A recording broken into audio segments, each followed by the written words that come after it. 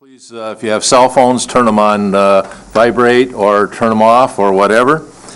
Anybody that wishes to make a video can do so. We encourage them to do so. And we welcome also the Central High School students that we want to welcome you to our meeting. I understand this is part of one of your projects. Where hopefully that you will learn something about county government when you're here and have a good report when you go back to your classes. So at this point, if I could, I'd like approval of the minutes for the regular meeting from 2/19/08. Move support. By Hooper, support by Fleece. Any changes, deletions, or any recommendations? Okay, all those in favor say aye. Aye. Opposed? Motion's carried. Next, we have public comment. I understand there might be somebody in the audience that would like to make public comment. Oh, the kids are awful quiet.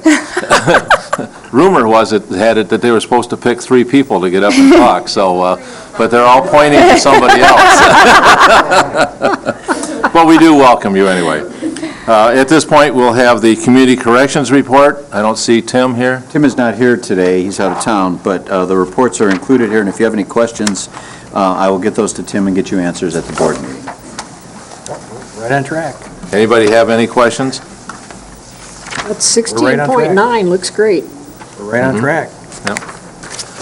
Okay, there's also a prison commitment rate is in the report, and also THIS utilization report is in there. Fine.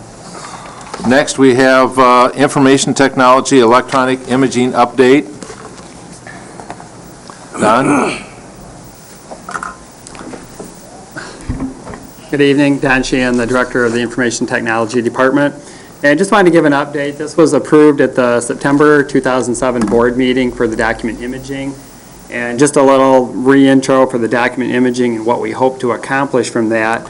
We're definitely looking at improved productivity, the immediate retrieval of documents, elimination of paper handling, refiling, concurrent access to documents, improved tracking and control, reduced storage, reduced reproduction costs, and improved workflow, and hopefully some automated data entry using some OCR recognition.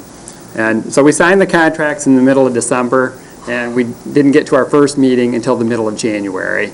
So that was when we had our first kickoff meeting. The vendor came on site and met with our 4 departments that are a part of the initial project, and that's the front of the court, finance, prosecutor, and the circuit court family court records division. So the vendor's been working with us. We've had weekly conference calls, and what the departments have been doing right now is going through, analyzing all their documents and classifying them all into categories of document types.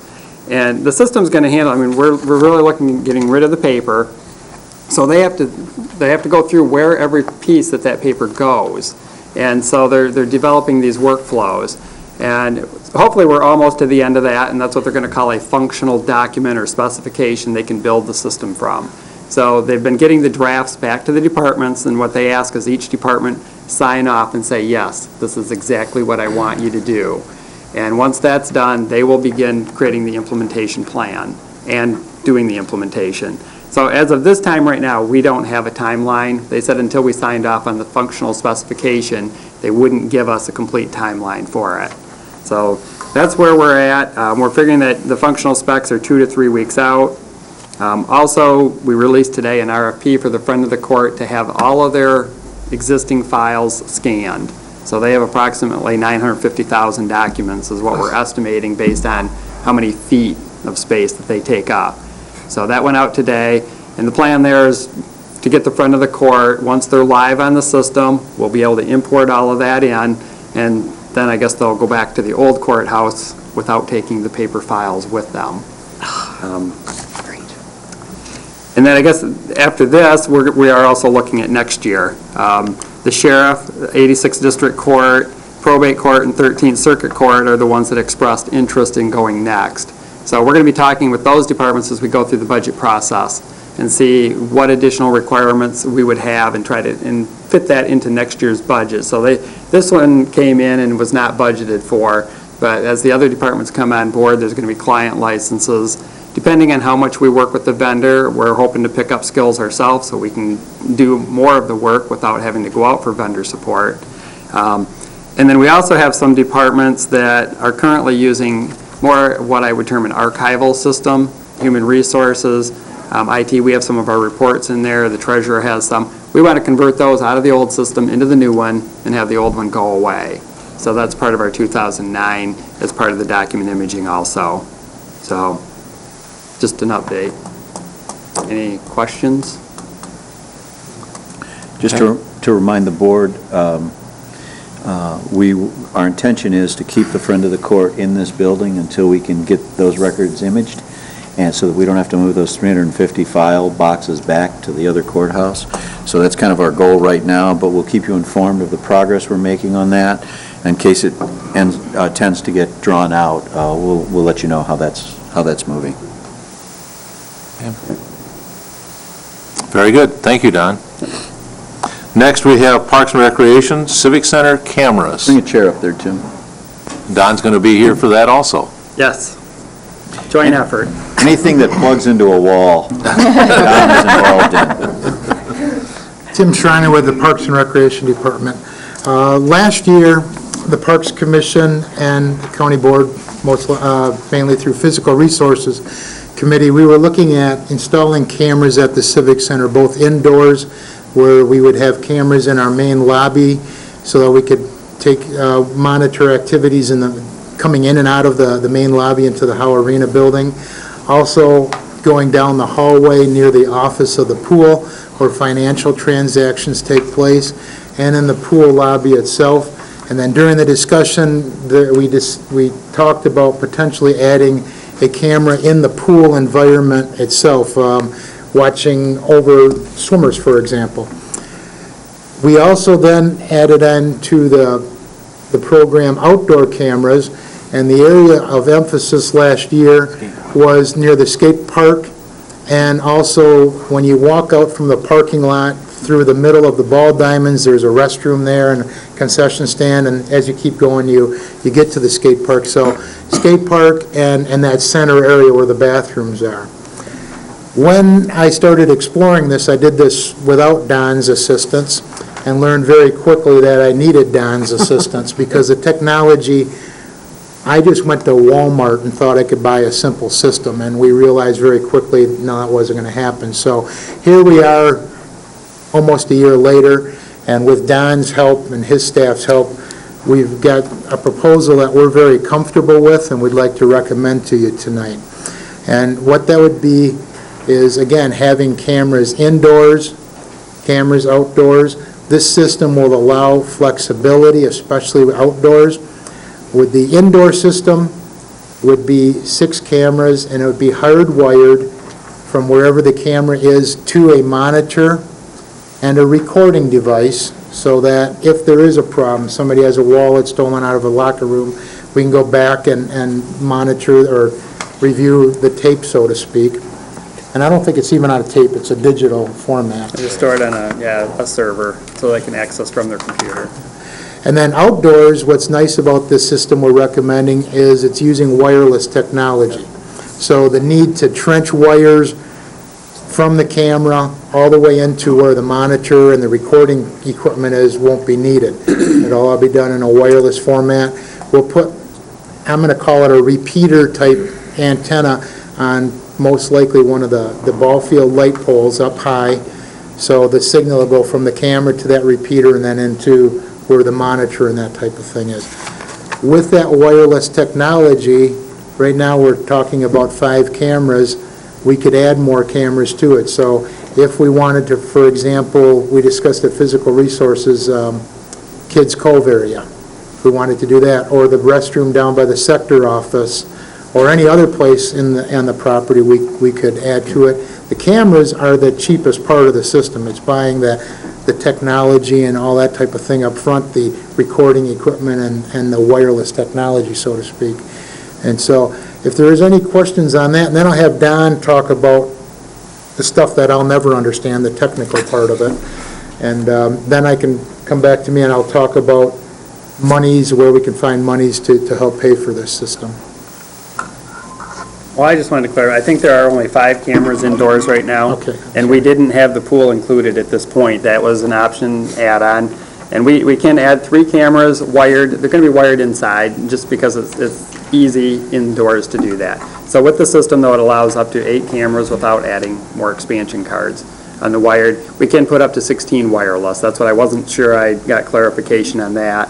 And they also said from that, right now, we would get 10 to 30 days of storage for the cameras themselves that are out there. So, I mean, it's not long-term storage, but the plan is if there's an incident, someone has that chance to go back, and then we can take that video, though, and burn it to DVD if we need to retain a copy.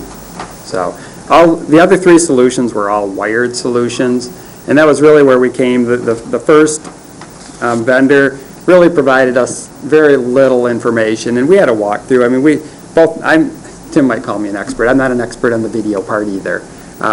But, you know, we said, we're going to need some help. Give us some information. Tell us. I mean, they didn't even follow our RFP format. So we really weren't comfortable going there.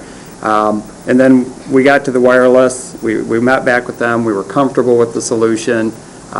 So that's really where we went. And the other 2, I'm sure that they're good solutions. And I know the one even offered they could bring the price down by lowering some of the components there. But we were happy with the wireless. The question came up at Physical Resources about the differential in price.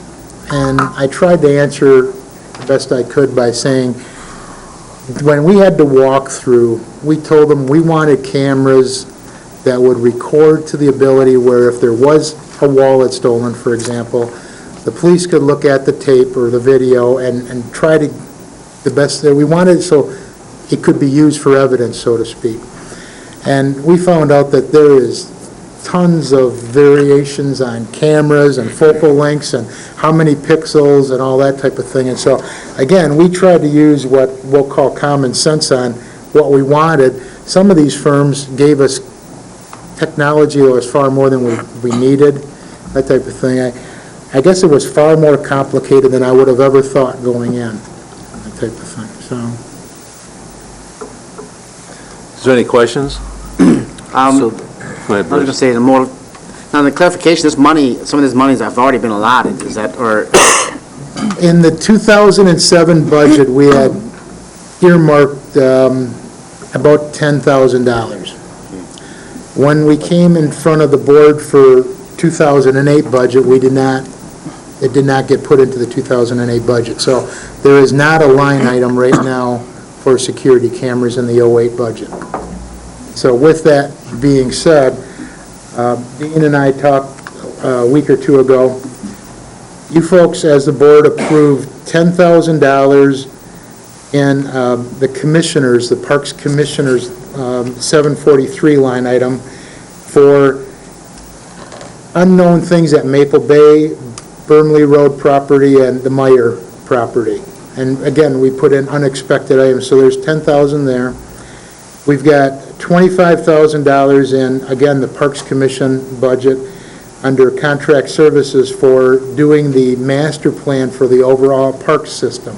Now, Russ Clark and I talked a couple of weeks ago, and with Maple Bay still being done and the Twin Lakes project, how much of the overall master plan will get done in 2008, we may be able to use some of that $25,000. And then also the board approved $10,000 for signage, which I don't really want to give up because I've wanted signs for years, but it's there, and $25,000 for special projects at Twin Lakes. So within those 4 areas, or 3 areas, if you wanted to let us make some adjustments, then I think it could be done. Larry? I noticed it said you needed electricity at the wireless camera location. Is there electricity there now? At all of the locations where we think we're going to put a camera, yes, but some of that electricity, the electricity that's feeding the lights for the ball fields, our electricians are going to have to do some work there because I think it's 440.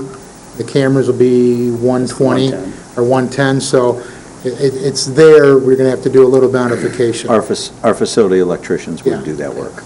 But you don't have to trench in any No. wiring for electricity? There might be a little bit, because they talked about at the skateboard park, depending on where they position the poles and the camera. So depending on where they get to for those, they might, but even there, they don't have to go back all the way to the main building. They might be able to pull that right off of the center area where the bathrooms are located. Okay. Christine? Tim, about how much do you estimate is done in damage with vandalism annually? And do you think that these cameras will curb that? Yes, I believe they're going to curb it very quickly. As far as a dollar amount, it's hard to say. Well, I remember figure- seeing the bonfire in the parking lot. I would expect that between time for cleaning up messes that I can't understand how people can leave them, broken things, it's anywhere from $5,000 to $8,000 a year. And like I say, it simply happens. That's just a rough guess. Okay, thank you. Go ahead. Bruce has something.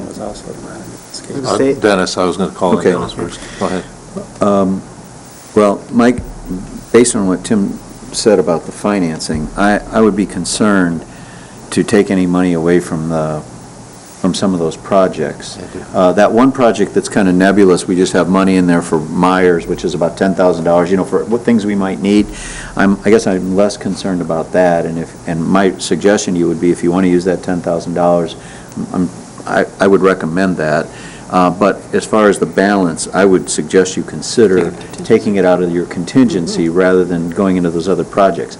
With Tim leaving, I have concerns. In the past, we did the master plan half in-house and half out. I don't know that we're going to have the ability to do that, and I don't want to delay those things an extra year because of the money for $5,000 or $6,000. So I'm just letting you know that would be my recommendation. Bruce? Yeah, I was going to say, okay, so you have vandalism in there.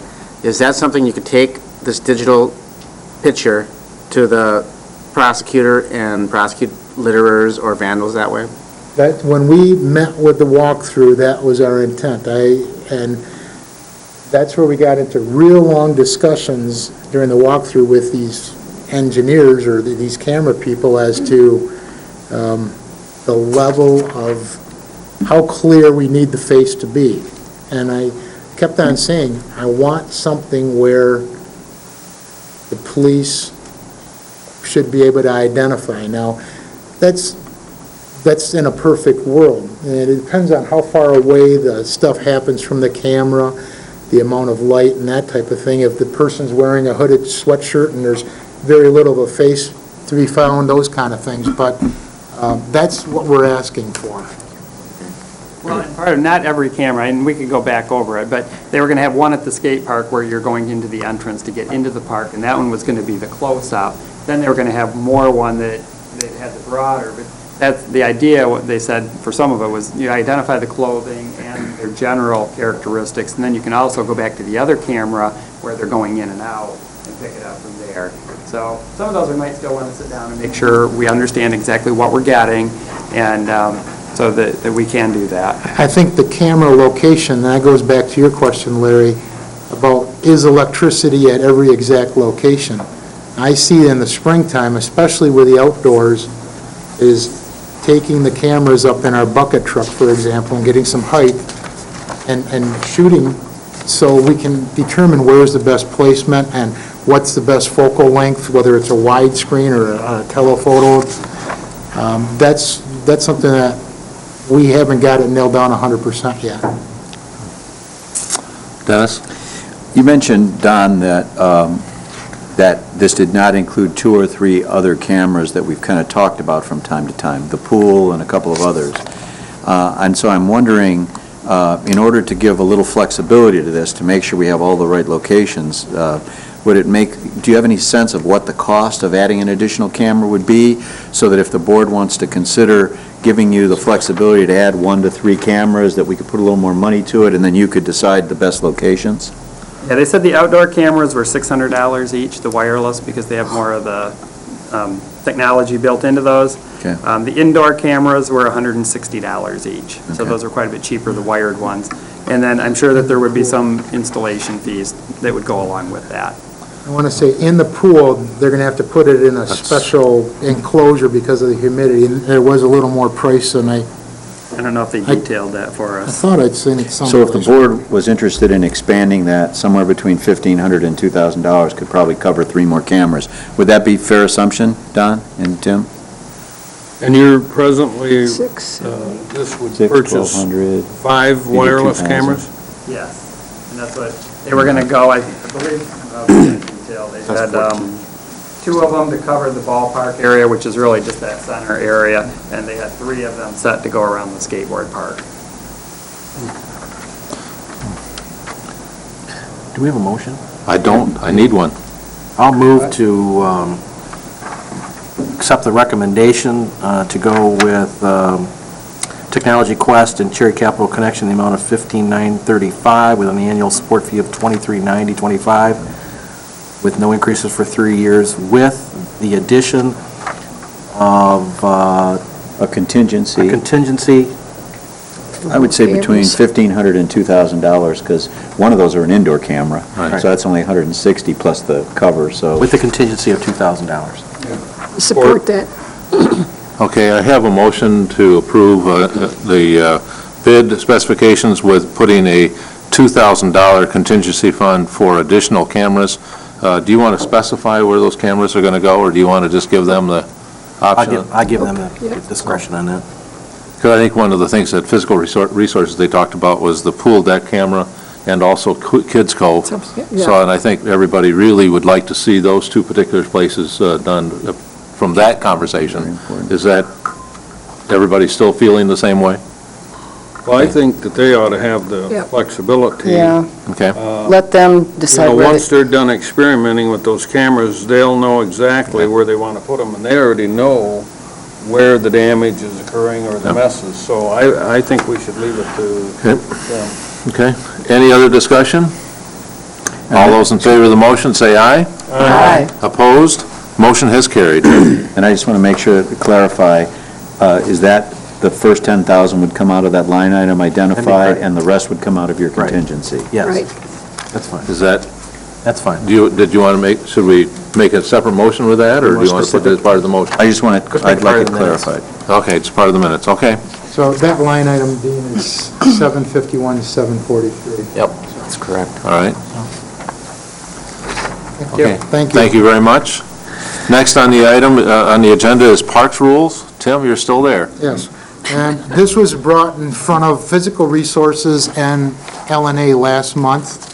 We took it back to Parks and Recreation Commission at the beginning of March with your concerns, questions, discussion items, and Bob was with us, Bob Cooney, and the Parks Commission re-went through these again, and the 3 items that we discussed based on discussion at Physical Resources and LNA last month were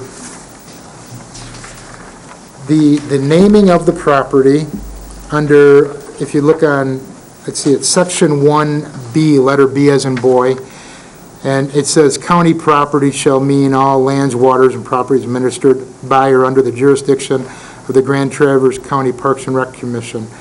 And last month, there was some discussion about how county property versus commission property, and so Bob helped clarify that with what you've got in front of you. And then another item was, I had these marked on another copy, sorry, I've got the wrong copy in front of me.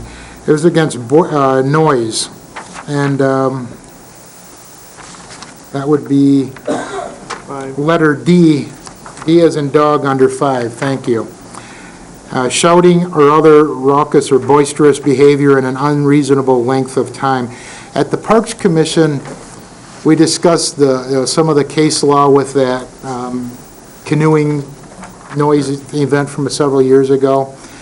And Bob brought to the Park Commission's attention that all of the townships and I believe the city have somewhat of a unified ordinance that already takes care of this issue, and so we may not even need it in our rules because it's handled via that, through the townships.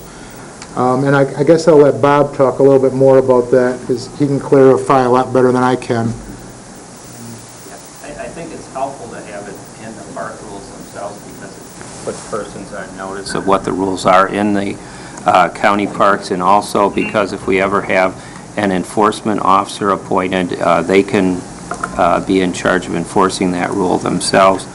The other concern was there was a decision made by the Court of Appeals a few years back that had to do with indecent language in front of women and children.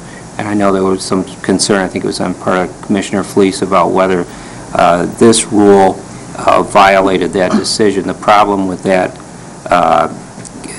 case in particular, in the statute, which was held to be unconstitutional, is that it was too broad. It didn't define what an indecent, immoral, obscene, vulgar, or insulting language was, or what type of conduct would cause a reasonable person to believe they violated the law. And what our noise ordinance does, and again, it's the same noise ordinance that was adopted in all of the townships. It was drafted by Al Schneider with this decision in mind. It specifies what types of acts a person should be aware would possibly violate the ordinance. And so we hope that we've drafted it in such a way that it would survive that constitutional challenge. Okay, and then the third issue, which is the one that had the most discussion, was number 17, which had to do with alcohol. And again, at Parks and Recreation Commission, this had a lot of discussion as well. There's the way I hear it and see it, there's almost two issues. One is the possession and consumption of alcohol, and then on the other hand is the sale of alcohol. So we discussed, is there some way to allow the possession and consumption of alcohol within a reasonable means?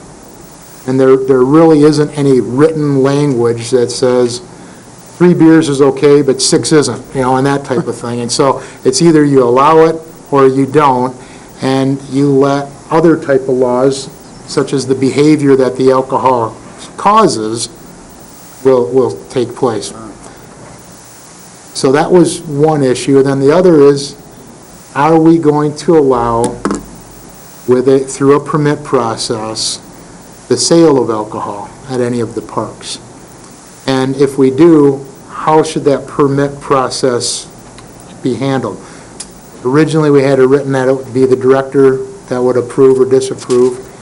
I, as your director, said I need more confidence from the Parks Commission or the county board, that type of thing. So Parks and Rec Commission decided to leave this blank, and whether or not you folks as the county board said you're comfortable with the Parks Commission being the approver, or whether you'd like it to go to the county board, that we're going to be comfortable with either way. If there would be alcohol for sale, what we would, I believe, recommend or have to do is if an entity came in and said they wanted to serve alcohol, they would have to get a beer wine license, and there's a permit process where the sheriff gets involved. They go to the State Liquor Control Commission and that type of thing. We believe that we want to have some input before they even go to through that process.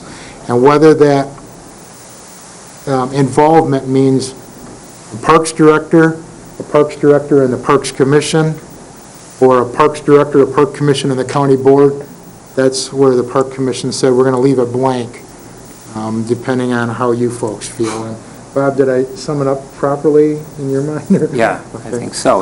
We just generally didn't know what this board was thinking in terms of where that approval should come from, so we left it blank at this point. Give me an example of the sale of alcoholic beverages. Under what circumstance do you think that should be allowed? Would we allow that? One that happened last year was that rugby tournament out at T-Bays. We had we kind of got caught. They went through the proper process with the sheriff and got a beer wine license and we, the Parks Commission, then, or the county board didn't realize this was happening till sheriff had signed off and that type of thing. So there could be a tournament with 20 teams coming into the area sponsored by the local rugby club. And as part of their way to offset the cost, they're going to sell beer and wine at the thing, and it's a 2-day event. That would be an example of what we're talking about here. Another, we've had several requests over the years for events inside Howe Arena. One of them a few years back, Tom Kern, we talked about Cherry Festival's wrap-up party for their volunteers, and they would like to have beer, wine there. And we didn't allow it, and so that's a situation. With the new Conservation District building at the Nature Reserve, there's a thought that there's going to potentially be requests for weddings and that type of thing out there. And But Tim, we're talking about two different things here. Those are not ones where they would sell. Those are That's true. situations where they That's would true. just That's true. have for their guests. Yeah. They would still need permission. Well, see, and that's the question. Would they, I mean, there's two distinct things there. I'd like to point out that if the property is being leased by the county to some user such as T-Bays, then we have a separate lease agreement, and I believe that that is what is going to control. And with the T-Base situation in the rugby tournament last year, the lease does indicate that the board has Right. authority over whether alcohol may be served at those events, and we could have stopped that. It would have been a violation for T-Base to go forward with it if we had not granted approval. So we are talking about two different things when we talk about a lease situation, whether it be the Civic Center or T-Base, or just general county park rules. so So in the lease situation, you'd have the language in the lease already, and that'd have to come before the board. And it sounds like most of the situations that Tim is talking about would be a lease-type situation. T-Base is a little different because they have general control out there because they lease the property and there's really no one. But we could control the situation at T-Base by putting something in our contractual arrangement with T-Base that says if someone's going to use that. Through the lease agreement, Yeah. and that language is in the It's agreement. in there So- already. All right. It was so- just a little We too sim- late by the time we found out the about it. communication linkage didn't work properly last year. Dennis is right. There's a difference between selling or having a wedding or like the Cherry Festival event. And we also talked about at Parks and Rec, well, if someone comes in and asks if they can sell, and for whatever reason they're denied, then what have they simply provided for free? So instead of buying your beer, $3 a can or whatever, you're paying $6 to come into the area and you get your beer free. So Parks and Rec really wrestled with this and Yep, we did. wasn't able to come up with any Well, one way to real skin a cat. firm solution. Questions? I wouldn't, based on what you're saying there, I wouldn't think we should ever be in a situation where we would allow somebody to either give away alcohol at a function like the rugby tournament for the exact reason you're saying, just to circumvent a rule that we had that said we don't allow sales if that's the way we went. But I think I would have a real concern, now we're talking sale of alcohol. I would have a concern about the sale of alcohol or giving alcohol away in a money-making endeavor. Number one, for the image it provides. Number two, for liability reasons. Somebody leaves that function and they have an accident and someone's injured or killed. I think even though the property is leased, we could ask Mr. Cooney, but I don't think the county would be relieved of any liability that way. Well, I think in a sales situation, couldn't we require like a special event insurance policy where they would name us as an additional insured? I mean, that would be one way to handle events. Like the rugby example. Tim and I talked about that at the time, it was just so late, but that would be one way through a lease, would be to require special event insurance that they can get for one day, and then we could be indemnified through that. So that would be one way to handle that. What about using it for personal use, Tim, and just saying something in here, it's okay for personal use, but beyond that, it's not? And that's where, we even had one of the park commissioners that said, Yep. if I go to Power Island for a Sunday afternoon in July and it's 90 degrees and I have a beer with my sandwich, I don't want to be arrested. Yep. Now, that's completely different than somebody bringing in, I'll use the word kegger, for their 20 friends, and the type of thing. So, and we haven't been able to come up with any language where you can separate those two. Now, listening to what the discussion's been, I almost would feel that we'd have more control under the lease agreements with the sale than we would have for the giveaways type thing, because if they're allowed to give, like the Cherry Festival, picking on them, if they're giving away, we really would we require them to go through that permit process like we would if they were selling it? But you'd still require them to have a lease, wouldn't you? They would have a lease for the arena. Would we require them to get a license to give away? I don't even know if there is a license for that. I don't believe so. Probably not. But they would have a separate insurance policy. So Dennis, maybe your comment where you said for personal, I think it was you, personal consumption only, whether that should be inserted in this, I don't know. The only other thing I'd encourage is if you're going to leave some discretion about who gets it and who doesn't, you better have some very specific Very criteria that you follow each and every time, so that you're not, it can't be subjective, Tim, No, whoever's making that I know that, decision. and Yeah. that's where the park commission has had a tough time, trying to figure out what guidance to give you.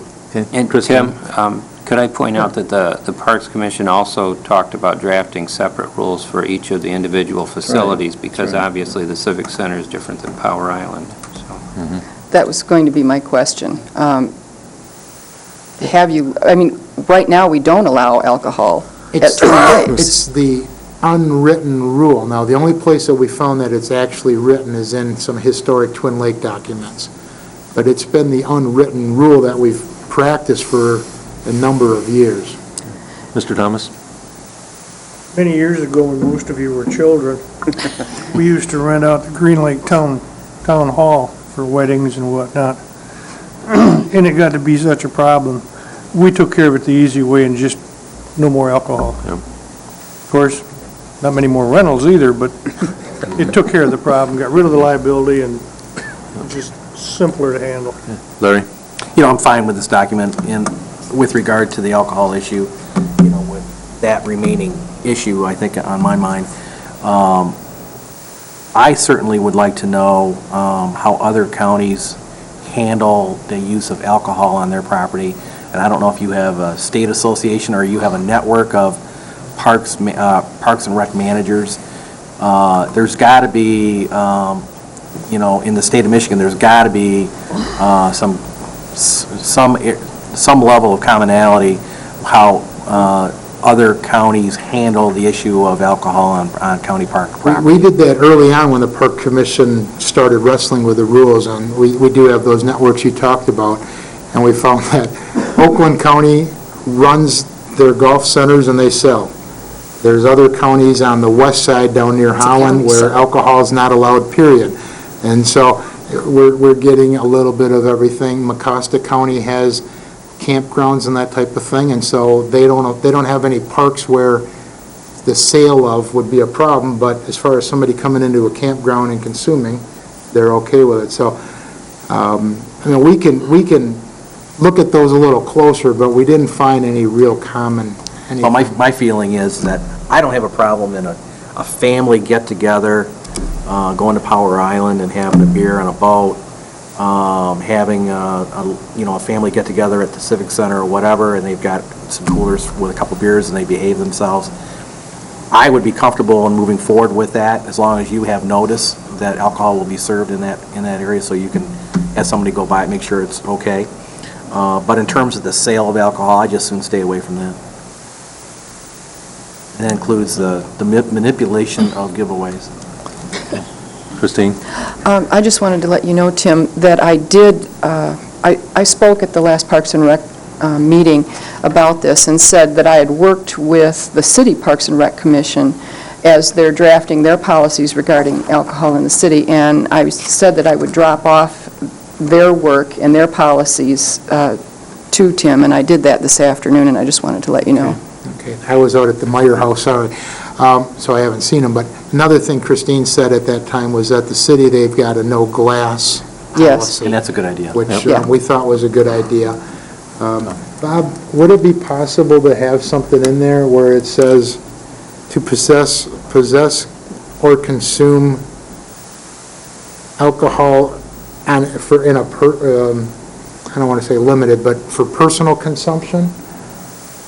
Or possess or consume for personal, is that? As I understand it, what I'm hearing is that we would like a rule that says that alcohol may be consumed for personal purposes, but never for sale.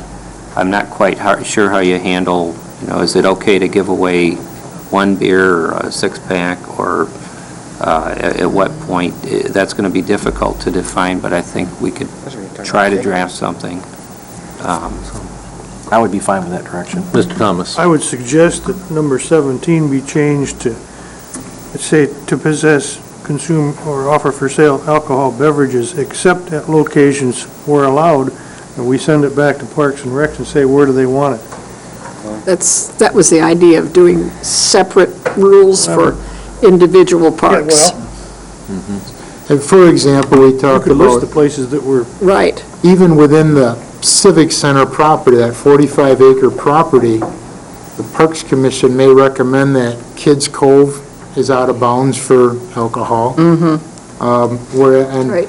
The skate park, Yeah.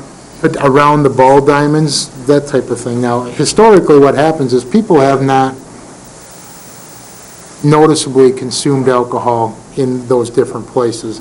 What happens is on a warm night, when the softball games are done, the teams congregate near the parking lot, and that's where, if I'm going to see it, that's where it's at, or at the picnic shelter.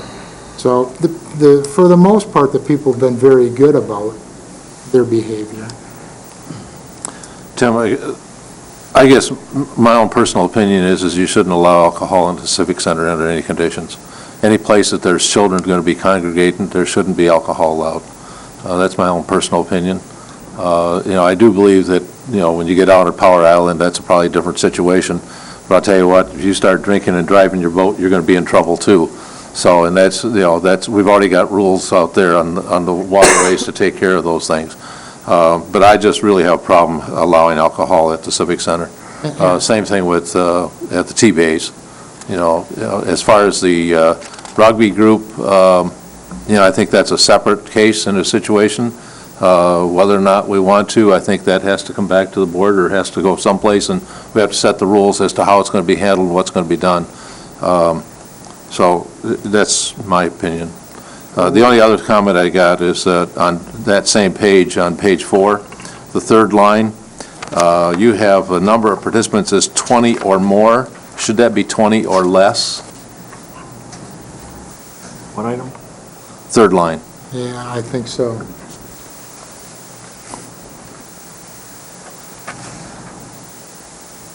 I believe that you're good at. But that's right. That's right, yeah. Yeah. Sonny brought that to my attention and asked me to bring that up, so. Should be less. Thank you. Go ahead. Just a suggestion, whatever the decision is made here, I would hope that once you set the policy, that it would be left to the discretion of the Parks Board to determine whether or not they will give that lease or they will allow that event. I don't think you want this to come back to the county board every month, every time there's an event that you want to consider, but just, that's my suggestion, but it's your choice on how you do that.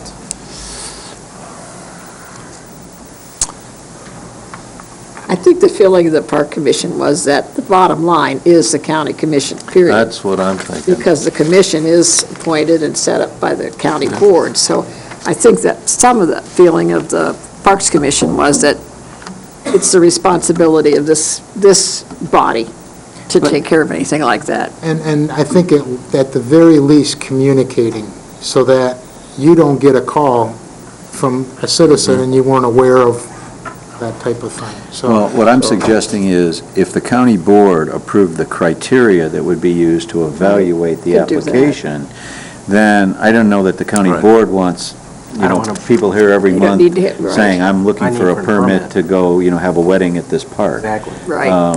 But that's up to you, but it just seems that's the responsibility of the Parks Board, once you've set the guidelines. If the understanding is Parks and Rec gives approval and then notifies you through physical resources or whatever. I think they'd so understand that. yeah. So part of that process, then, they'd have to give lots of advance notice. I mean, there'd be like a 90, 60-day application they'd have to go through to get what they wanted. You have to do that with the sheriff anyway. Well, it's not something you can do suddenly. Right. Correct. Somebody calling up on Thursday saying they want to do it Saturday, not going to fly. Yes. I would say at least a 45-day Okay. window. What's the wishes? What I've seen happen where alcohol is allowed in an area where you can have a great many amount of people, like T-Bays. For example, 4th of July or Independence Day fireworks and/or Cherry Festival fireworks. I'll give you an incident that occurred down on Clinch Beach one time, and it's literally wall-to-wall people, and we got a report that there was a commotion in the area of the bathhouse, only on the beach. So I sent 4 officers over there, and the sergeant came back and he said, "You better come down here. I think we're going to have a riot." And I thought, well, he must be exaggerating. So we went down there, and I made sure I had plenty of officers in the area, but I had about 10 officers. But here was a group of young individuals, 20 and 21. It's about 8 o'clock in the evening, fireworks aren't till 10. And they were about half drunk, swearing, yelling, had a big boom boxes, and the families in the area were beside themselves. There was some fathers there wanting to take vigilante action. So we tried talking to the individuals, but it became a push and shove situation.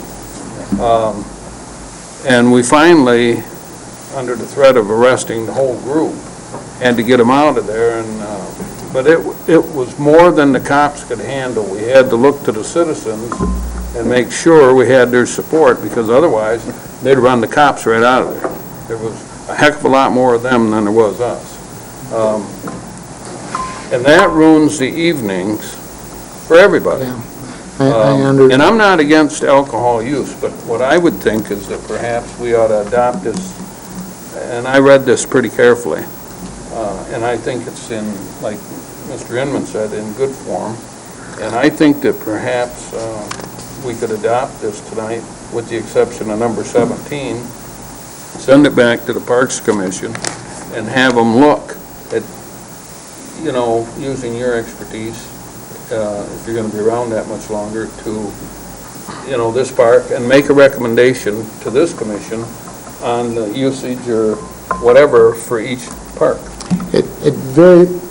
I don't know that we'll be able to solve, or they'll be able to solve this one universally. It may end up being that they look at each individual property and basically go through the list of all the properties we have and say, yes, no, maybe, that type of thing. And so for, even the Civic Center, there may be parts of the Civic Center yes and other parts no. I think that's probably what the Park Commission's going to have to do. And Bob's been very helpful with this type of thing, and I would hope that we can help continue to have his help on that. You want to make a motion, Larry? Mr. Thomas had a suggestion. I don't know if that would be all right with everybody else, that, to state make it that so we unless can go it's in a forward, different park rule or something of that nature. So it's up to you, how you want to do that. If you did that, at least we could go forward with passing this, otherwise there's no use passing it if you're gonna fool with one paragraph. So, whatever. You want to make a motion, somebody? Sure, I would- I'll make a Go ahead. motion that we pass the as presented, except for paragraph 17, which we would just eliminate everything after beverages, and add except at locations where allowed. And put them under separate document. And also the change on the third row on that Oh, same yeah. page. One or fewer. I have motion by Thomas, support by Hooper. Any other discussion? I have one Chris? question. Will we be looking at putting whether or not we use glass containers in a policy somewhere? No. Or are we just going to not do that? Would that be something you want to put, we could put it in the overall rules. I'm with you. I would hope that we wouldn't have glass anyplace, but that's awfully hard. It's hard to monitor, so I don't know. I think you could make that part of the resolution if you wanted to tonight, even though normally the rules would come from the Parks Commission. I think you could make that modification because they don't get passed without your approval. So. Yeah, the Parks Commission, I know, would not object to if that was added. So you want to put that as 17B, no glass containers allowed in any park? Well, I think the reason the city had that ordinance was, and it covered specifically the beaches. And for obvious reasons. Everybody on the beach, as a rule of thumb, walks barefooted. I think if we just made a addendum to this, no glass containers, long neck beer bottles are glass containers. And I think you'd have a very hard thing to enforce. I think that's perhaps another one that we ought to have the commission look at and come back with specific parks. You know, here we don't want any glass of any kind, because like the cities on the beach, you can't have a glass beer bottle, period. But if you make a hard, fast rule that covered all the properties, I think you'd have an enforcement problem. You've seen people run around in parks with no shoes on, too. Right, you do, but, I mean, you have to think about it in reality. You know, most people in a lot of the parks are going to have their shoes on, but there's some parks that they're not, so. What's the wishes? I think we have a motion, don't we? We have a motion. So, no other discussion on the motion? All those in favor of the motion say aye. Aye. Opposed? Motion's carried. Okay, thank you. Tim? Oh. I'm sorry. Go ahead, I have a question for Tim. Well, I do. And, Tim, at Physical Resources, you spoke about an incident at the pool. And I really would like to ask the county board to send a letter of thanks to the employees involved in the incident. Commissioner, we are inviting the 3 employees who were involved and the citizen who helped pull the gentleman from the pool to the board meeting in April, or are we going to try to do it in March? We're going to try to do it next week so that you can give them commendations and thank them for their work. You get little medals?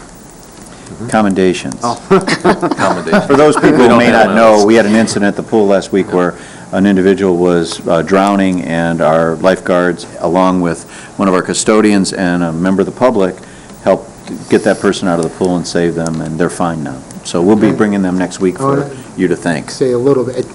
Drownings, I'm calling it a tired swimmer Incident. rescue. Okay. I don't want the public to think someone was near drowning. We took care of it before we got to a near drowning situation, I'm happy to say. So, Tim, with your exiting us, I would like to know if the commission would be interested in entertaining a discussion with the city as to whether or not we should look at joining Parks and Recreation together. I don't know how everybody here feels about that, but I would like to ask, while Tim's here, I would like to ask that question, if that's something that you would like our administration or Sonny and I to start to look at, that possibility. Has the city made any forays from their point of view? No? I think the county does a fine job, and really did a fine job under the tutelage Oh, I of totally agree. Mr. Schreiner, And I would think that, and I wouldn't see any advantage to partnering up with the city at this time. Chris? Well, I don't think it would hurt to have a discussion.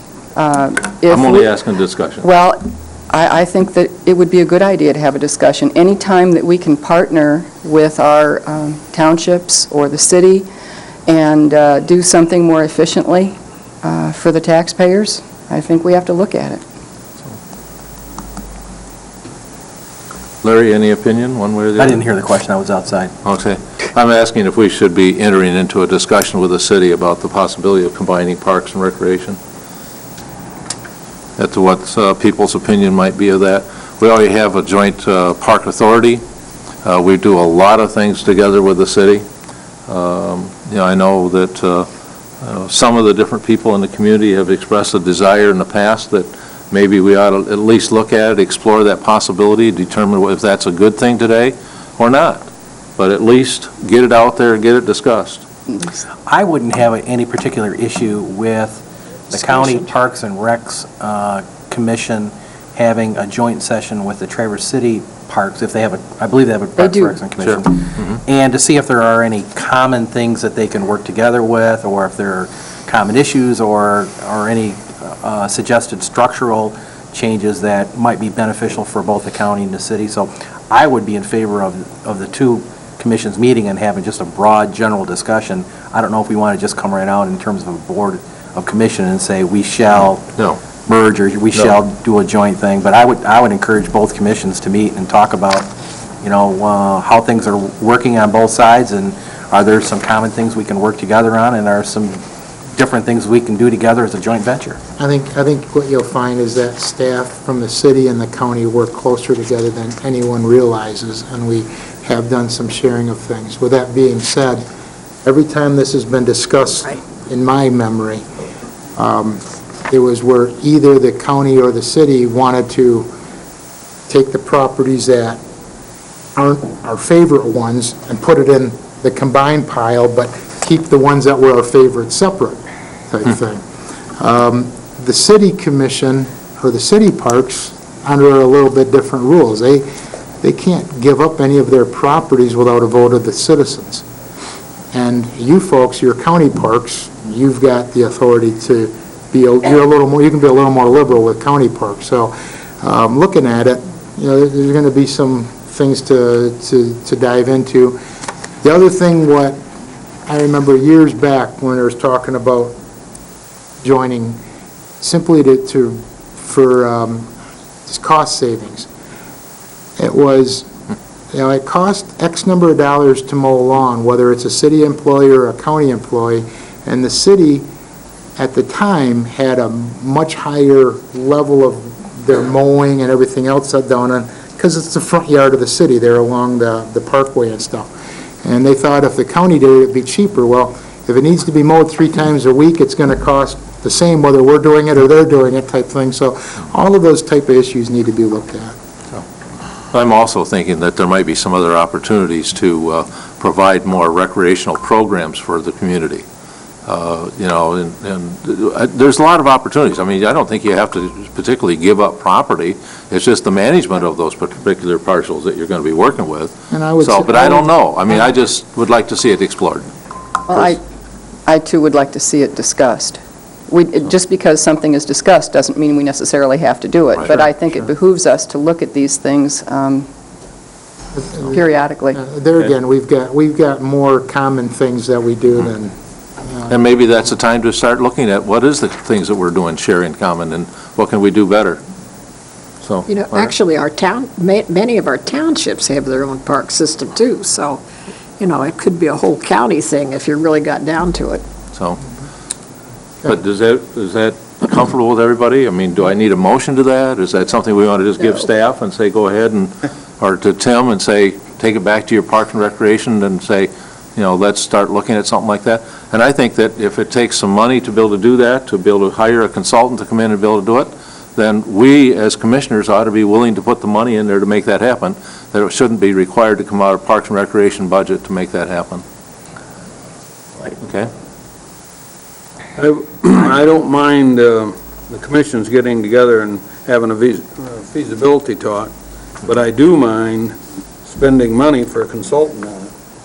I think the county has got plenty of places for its money, other than maybe something like that. If they want to get together and talk, I wouldn't be opposed to that. My concern is that if you're losing Tim out of there, that you haven't got somebody that's going to be able to drive that train.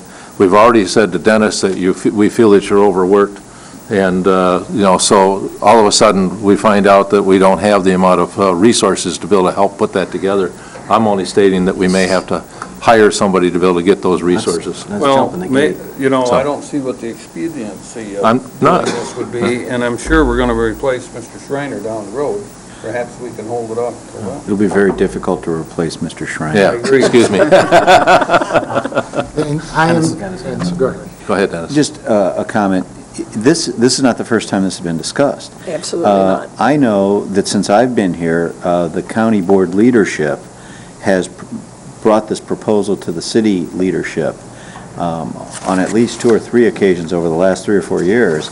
And there has been not, at that time, been very much interest, but it's a different city commission now than what it was before, just like it's a different county board.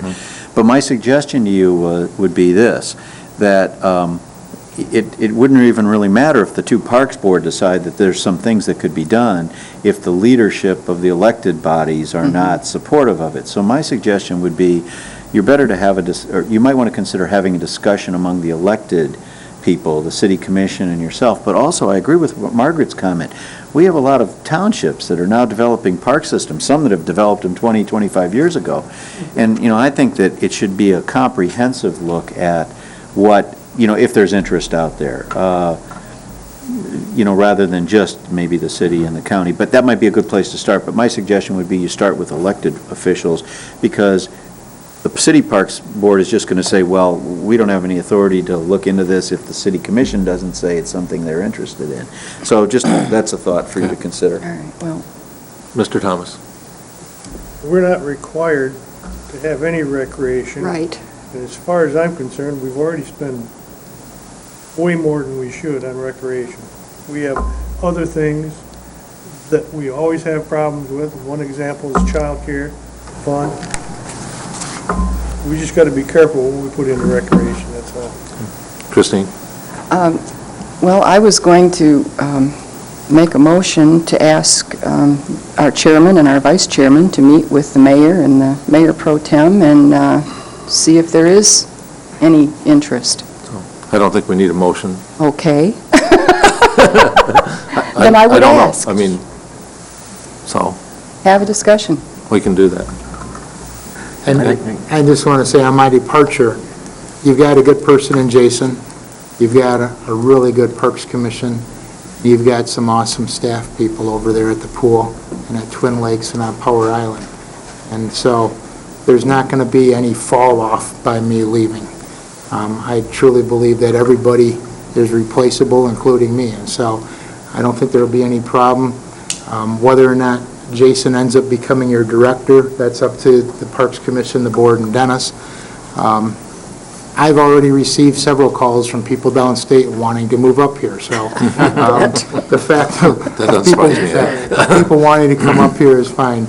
I'm not worried whatsoever. And as I told Brian at the newspaper, I still pay taxes here.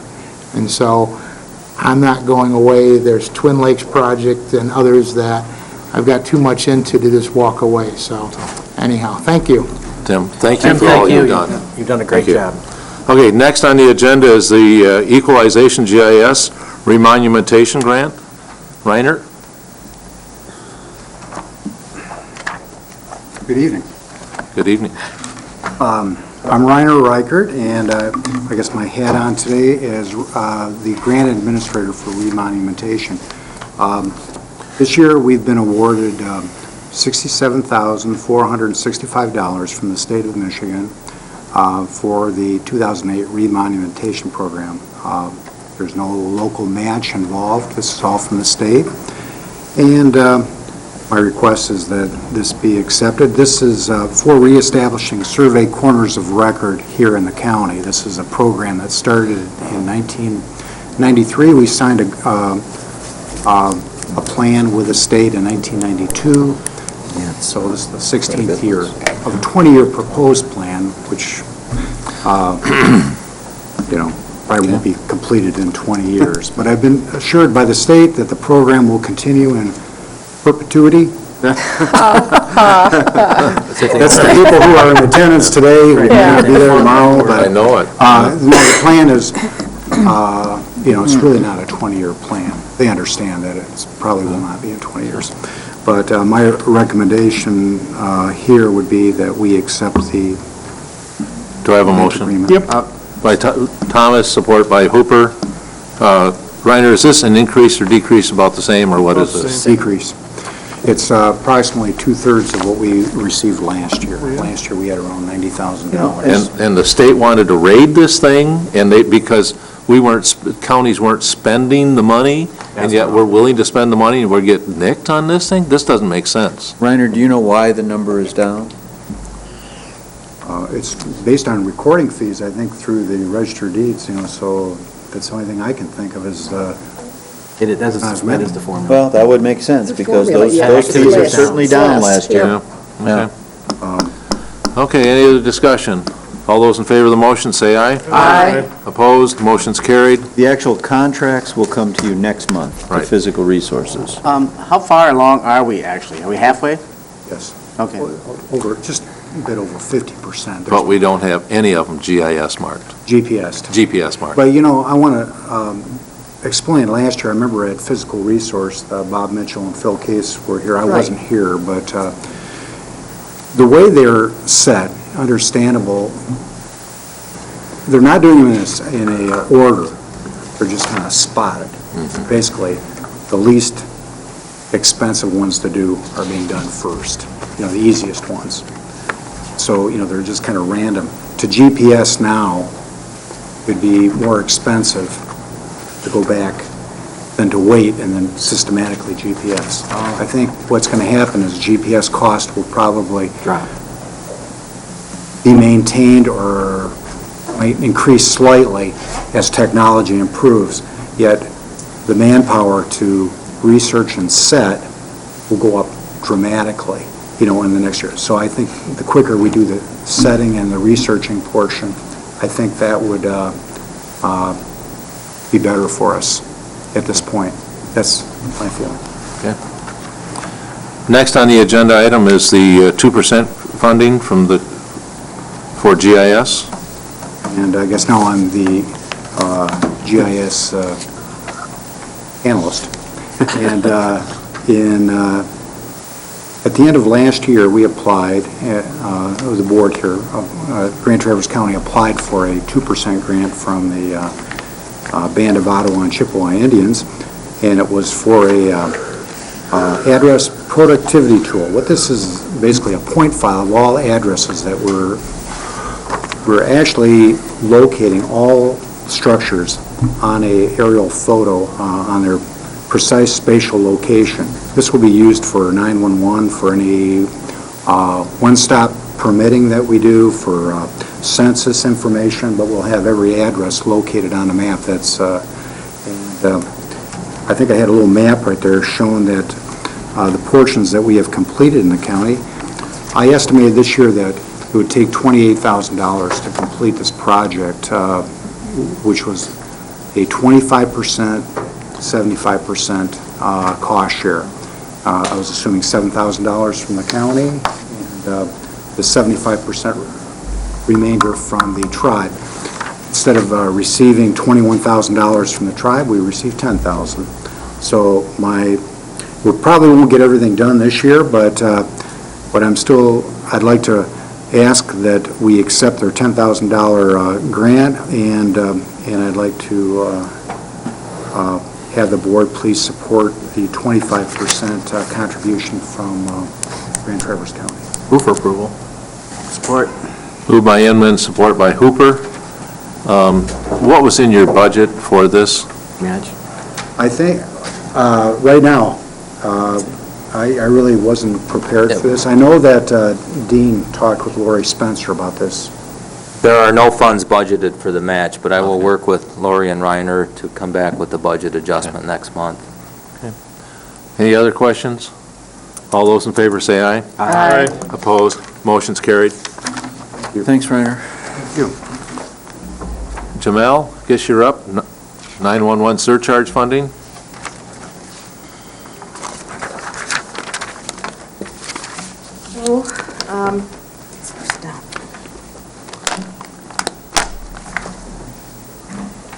Get a couple of, You want to introduce yourself too, please? I'm sorry, Jamel Anderson, 911 Director, Grand Traverse County. And I sent a little bit of information to you, which I have to correct. If you will look at your information on the agenda item, about halfway through, I indicate about at the MPSC meeting, the commission members voted to cut off 43 counties. It was actually 46. And then the amount that they cut our surcharge to was 58, not 43.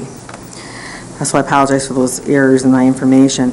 I was back down in Lansing yesterday for the ETSC meeting, and ETSC has taken a position to not be involved in the appeal process to the MPSC.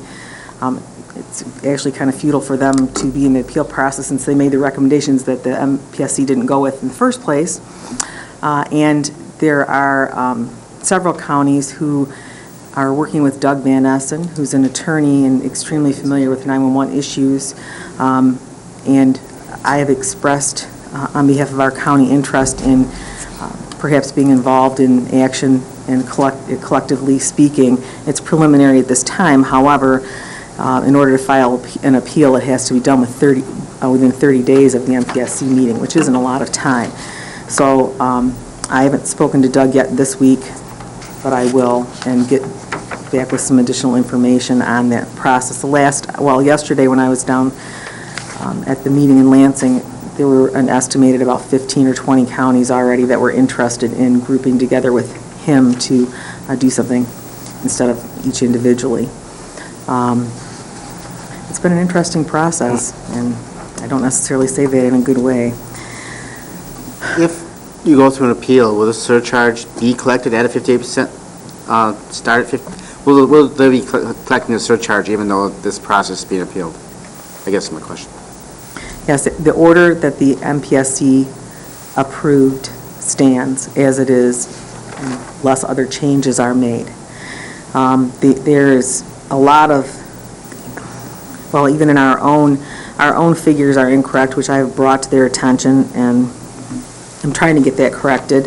But there are a lot of interesting calculations. I'm not sure what kind of math that was used for some of these, but I got to get with Dean and see if he can help figure some of it out. It's As this disappointing. legislation was being developed, there were several requests for projected budgets to base this on. And as Jamel may have mentioned, I missed that first part, Jamel, we gave them numbers last June, and we gave them numbers several times after that, as the numbers became more refined, as our revenues were more determined for the year. Unfortunately, it appears they used the numbers from last June, which were something like $80,000 less than we actually collected from the surcharge last year, which means they gave us 2.7% on a number that was $80,000 lower than we actually collected, rather than 2.7% on the number that included the $80,000. So the bottom line is, we're tens of thousands of dollars behind under this formula from the money we collected last year. So that is a huge problem, and that's what Jamel has brought to their attention, to ask them to maybe look at year-end numbers and base the 2.7% on that, rather than on a 6-month earlier projection. There are several issues. That is one of them. And Dennis is correct. According to the numbers that I was looking at, they, instead of the 58 cents, in order to get close to what we collected last year, we really should be collecting 65 cents. And I went through the calculations the same way they did them, which was kind of backwards than ETSC had done them the first time. But anyway, we'll see if that can be corrected. I don't know if they will do it or not. It's in the order that way, and they're a unique group to work with. This is Go Could I ahead. ask a question? This is not, we didn't vote on this somewhere along the line? The 80 cents? Oh, yes, we you did. did. Oh, yeah, we did. Then how can they remand what the vote was? Well, It's Public Service Commission. Yeah, I know. the Public Acts, the funding legislation identified a process for the first time only in which counties that requested more than 2.7% over the revenue that they collected last year would need to go to the ETSC and demonstrate that it was reasonable that they collect that money and that they need it to operate their 911 centers. And so there were 46 counties, ours included, that requested to collect more than the 2.7%. All of us went down to Clinton County to the courthouse to a special ETSC meeting and had all of our documentation and did a presentation in front of the ETSC subcommittee to explain all of that. The ETSC eventually approved all of the county's requests because they all were determined they were reasonable and necessary. Explain what that committee is, the full name. The Emergency Telephone Service Committee, and they are under the state police. They're made up, there's all different representation on there. The chair of it is a sheriff from Van Buren County. There's a citizen at large, there are directors, there are all kinds of representatives, and they've been overseeing 911 and 911 funding for years. They're extremely familiar with the processes and the needs of 911. The expectation from most of the people involved was that when their recommendation went to the MPSC, it would be more of a formality, that the MPSC would review that and go with the ETSC recommendation. However, it didn't turn out that way. There were a lot of filings and information from the phone companies, TAM, the Telecommunications Association of Michigan, Verizon filed, some other independent wireless companies that have changed position, and most of them were involved in writing the legislation. But they've now changed position and don't feel that counties should be able to collect those surcharges. I spoke with the chair of the Public Service Commission after the meeting and just wanted to find out why they would, all 46 counties would be rejected, their request would be rejected. And I asked him some questions, and it was clear he really didn't understand the entire issue. Basically, what it comes down to is there are counties that have been fully funded by surcharge for years. While their 2.7% over what they collected last year is still all surcharge. And for us, for counties that have been funded through general fund or partially funded through general fund, we're now being penalized because we aren't fully funded by surcharge, so we're being penalized on how much surcharge we can now collect. We're still not covering our operational expenses by surcharge, but we can't increase that according to the MPSC ruling. What's in this for the telephone companies? You've got, you say the telephone companies have an agenda for this. What's their problem with it? They don't want to collect it any longer, or what? They want a piece of the pie. There's speculation in the 911 industry that the telcos have indicated a clear preference for a state collection of a base rate fee for every line. In other words, they would prefer the state say, we're going to charge $1 or whatever it is, whatever the determination is, per line. They pay one check to the state, and the state distributes it. And that is done in other states. Part of the premise for the value to that is to avoid raiding the funds. Well, that has proven to not be the case for 911 funding in Michigan. It's actually better managed through the counties than it has been through the state. So I can believe that. Oh, they'd rate that in a heartbeat. Well, the system is already set up. They've been paying surcharge for years. They already have the system in place, and I mean, it's not an issue of having to reinvent the wheel. It's all there. They already know who they pay for what lines and so on and so forth. But there are a lot of things going on right now in the industry. That is one of them that they prefer to, I think that they are much more comfortable working with the state than they are counties. And it was just a report put out by a company, the 911 Alliance, which I actually wasn't very familiar with, but they had contracted a company to write a report on the status of 911 in America, and it's very interesting and identifies many of the problems that you hear about on a regular basis, and the need for 911 to be brought up to the technology that we have today throughout the nation. Technology was based on the phone systems that we had 30, 40 years ago, and so was the funding for a lot of it. This legislation is only good for 9 months, too. I do have to say, though, there has been, maybe I didn't write the number down on my stuff. A House bill was just introduced, and I will get the number to you, I didn't bring it down with me. Just the other day, a House bill was introduced to extend the legislation to 2013, and that's all the bill says. I mean, it's like one sentence, that's all it's for, is to extend that legislation. And I will send the number down for you, but the legislators that didn't really foresee or support the cut in the sunset and the initial passing of the legislation have now come back and introduced this bill. So we're hoping that that will at least get passed and we can sort the rest of this out later. The telephone companies have also have filed comments and that their desire that the MPSC be required to review the requests of the counties every single time that they submit a surcharge and approve it, not just the first time as was initially planned in this legislation. And the reason that it was done this time was basically because of the unknowns in the equations. And the premise behind that was once we knew the line counts and everybody knew what funding they were getting, that wouldn't be necessary anymore. But the phone companies are saying they want this reviewed by the MPSC every single time that the counties wanted to collect a surcharge and approve it or not. Okay. Any other questions? Is there any way we can help? Can we pass a resolution or something? Is there any way we can help, the organization? Well, clearly, I think Jamel is saying that it would be helpful if we join in the appeal that Doug Van Essen is working on. But she has to get you some more information on that.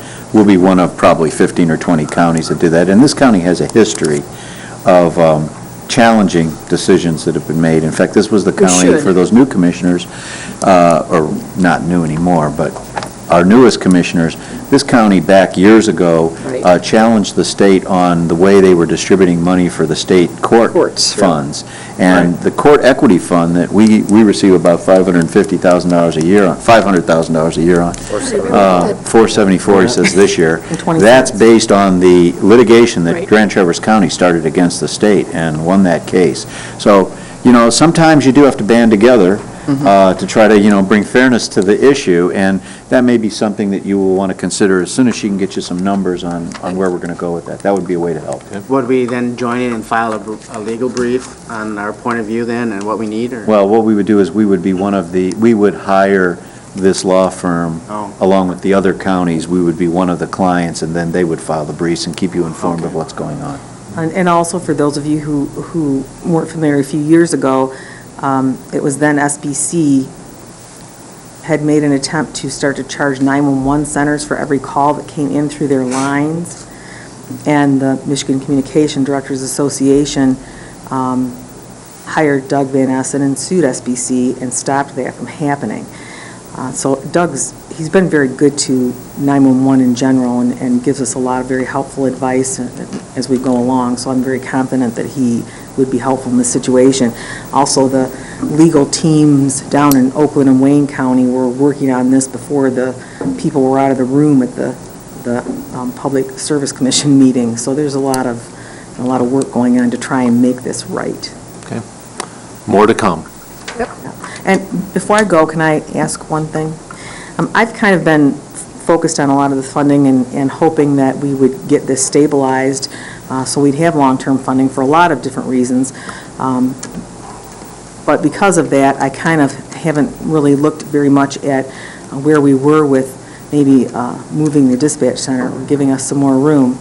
And it came to my attention even more so recently when I was here.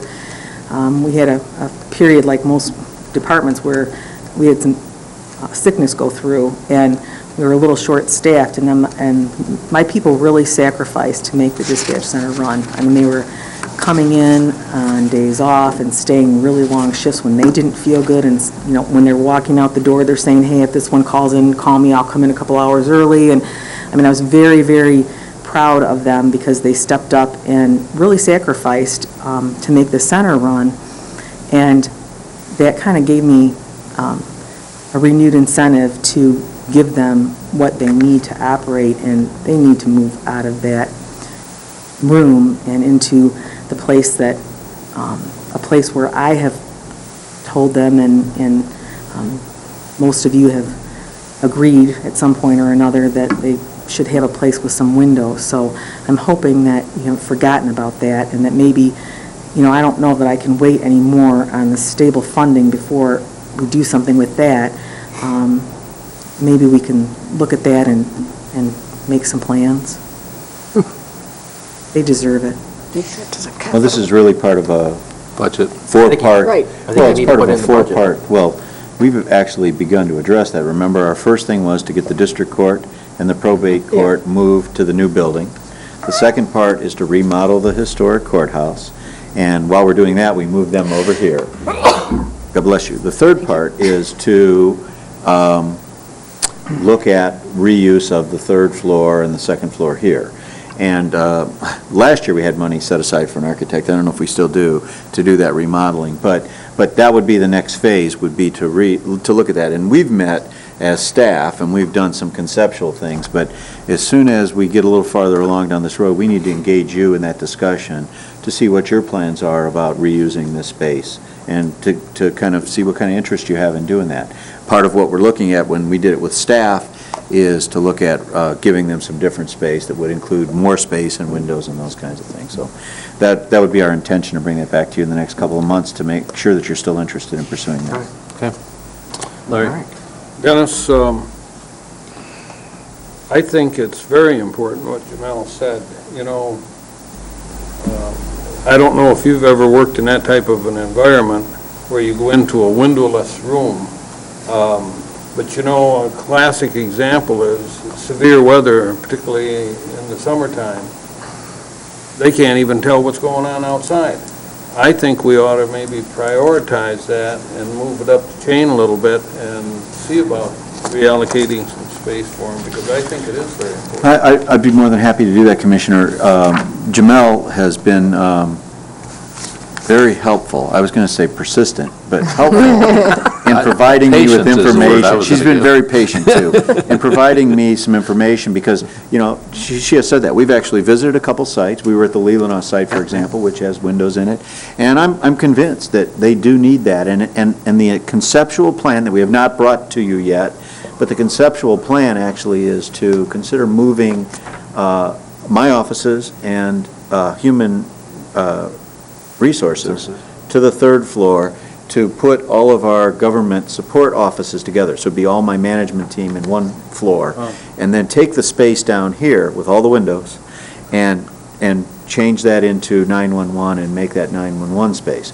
But it's not a cheap endeavor. So I need to get with you, and I need to talk with you about that and how you feel about that option.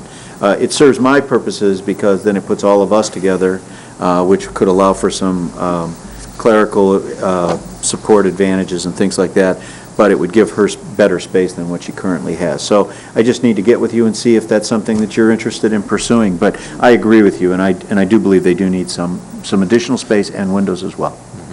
If you've been up there, it's really not a good space. Well, I remember when they put it in the basement. That was horrible. And it was there for a lot of years. That's where it started. And now they're upstairs in a windowless environment. They might as well have stayed in the basement. Now, if you recall, we had budgeted money for new consoles because we're still using the furniture that we got from Troy for $1 that Keith and Steve and Tim went down with a truck and brought back and assembled and everything. And we budgeted the money for the consoles, but it doesn't make sense to do anything with that until the move is decided upon. So, the dispatchers have been very patient. They're very excited about being able to get up-to-date consoles, for the first time in most of their careers ever here. And they know that that's out there, but it's just, it's been a long time and for a lot of different reasons, but I'm hoping that we can move ahead. I actually have conceptual drafts of floor plans for you, and I can bring that to you next month to show you. What we would need to do then is have an architect actually put some cost to that and give us an idea of what it would cost to Right, do. because you'd have to secure that corner. I mean, wouldn't there be a certain amount of security that would have to go in and? Well, yeah, yes, Or you're out. right. And there Or is out. security, and we would also have some wiring moves that we're going to, that are going to be costly to do. So there are a number of things we're looking at, but I will bring you a conceptual drawing next week for your consideration. And Sonny wanted me to bring up the fact that Cellular Phase 2 apparently works very well, that they had a snowmobiler that was injured and said they were a certain location, they were able to track them within 300 feet of where they actually were. So, When it works pretty well, and it is fairly reliant and does work most of the time. So most said of it the helped carriers are on board. helped the emergency crews to get to the gentleman almost immediately without having to flounder around to look for where they're at. All right, thank you. Okay. Next on the agenda is administration, county freedom of information policy. Yes, Commissioners, thank you for sponsoring the Freedom of Information seminar that we did a week ago. I have received lots of positive comments from board members, not just county board members, but your committee boards who attended, and staff who thought it was a really worthwhile program to do. So thank you for doing that. Along with the Open Meetings Act. Along with the Open Meetings Act, yes. Dennis, I think we need to send a letter of thanks to Peter Cole, because he volunteered that free of charge to our county and to any other organization. Yeah, he did. So I think a letter of thanks to him for doing that would Yes. probably be in order. Yeah. Yes, I will do that. I will do that. But as a result of that, some of the staff was talking during the presentation, not on the open meetings piece, but on the freedom of information piece. And we started talking about it a little bit, and my feeling is that we have some inconsistencies in the way we do that.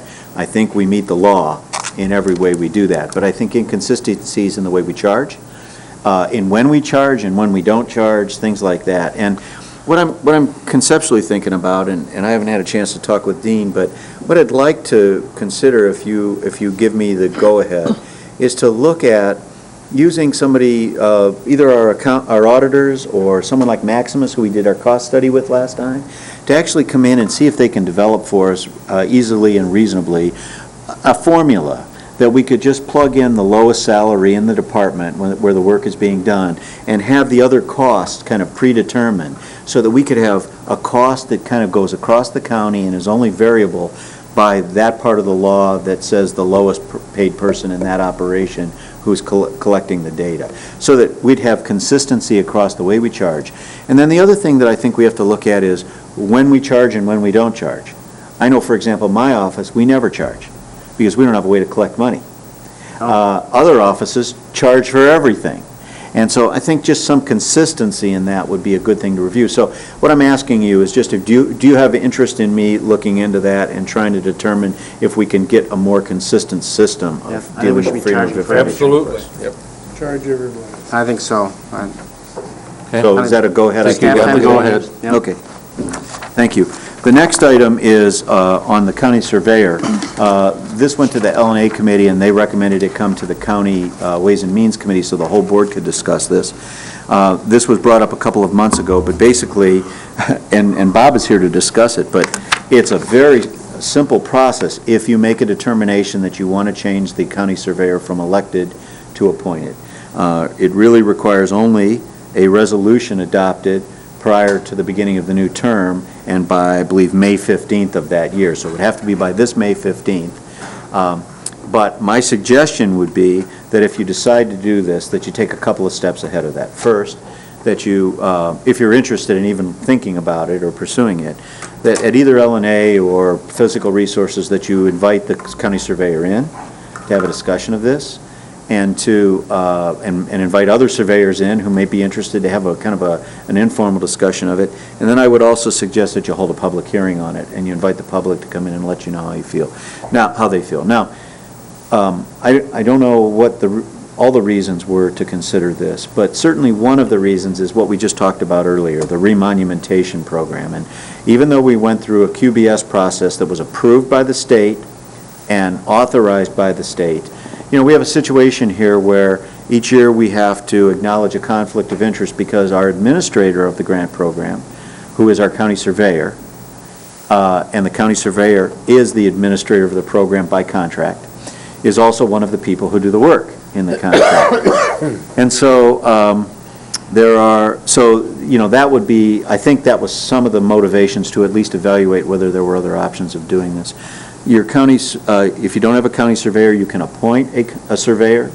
And we did a little bit of work, I think one of the commissioners, maybe Commissioner Inman, asked, and this is not completely scientific, but what we did is we went to the county grant administrators and representative listing for all state counties for this remonumentation program, and they list here the county representatives, and it says it's either somebody, a company, or it says it's a county surveyor. And out of the 83 counties, 28 of them are county surveyors. So that's not perfectly scientific, but I think it's pretty darn close to how many have elected surveyors and how many are appointed. So in looking at that, for example, just thinking off the top of my head, I think I'm looking around us, several of the counties around us have appointed surveyors that are the county representative for this program. So I think you could, if you decide to make a change, it would be easy for you to hire, you have to have a licensed surveyor to administer this remonumentation program. You could probably hire a surveyor from the area who may even be the county representative for another county doing this program, but who does not necessarily do business in Grand Traverse County, who could then oversee the contract with our local surveyor. So that would be kind of a conceptual option for you to consider. But changing to a county, from an elected to an appointed surveyor, seems to be a very simple process. Is that fair? Well, Dennis, in all honesty here, I thought the question was whether or not the board was considering whether to abolish the office, and that's the statute that I That's cited. what I was talking about. As opposed to, Appointed. you said elected to appointed, but you, I meant appointed representative under the I see remonumentation what you're program. talking Abolishing about. the office is what we're talking about. yeah.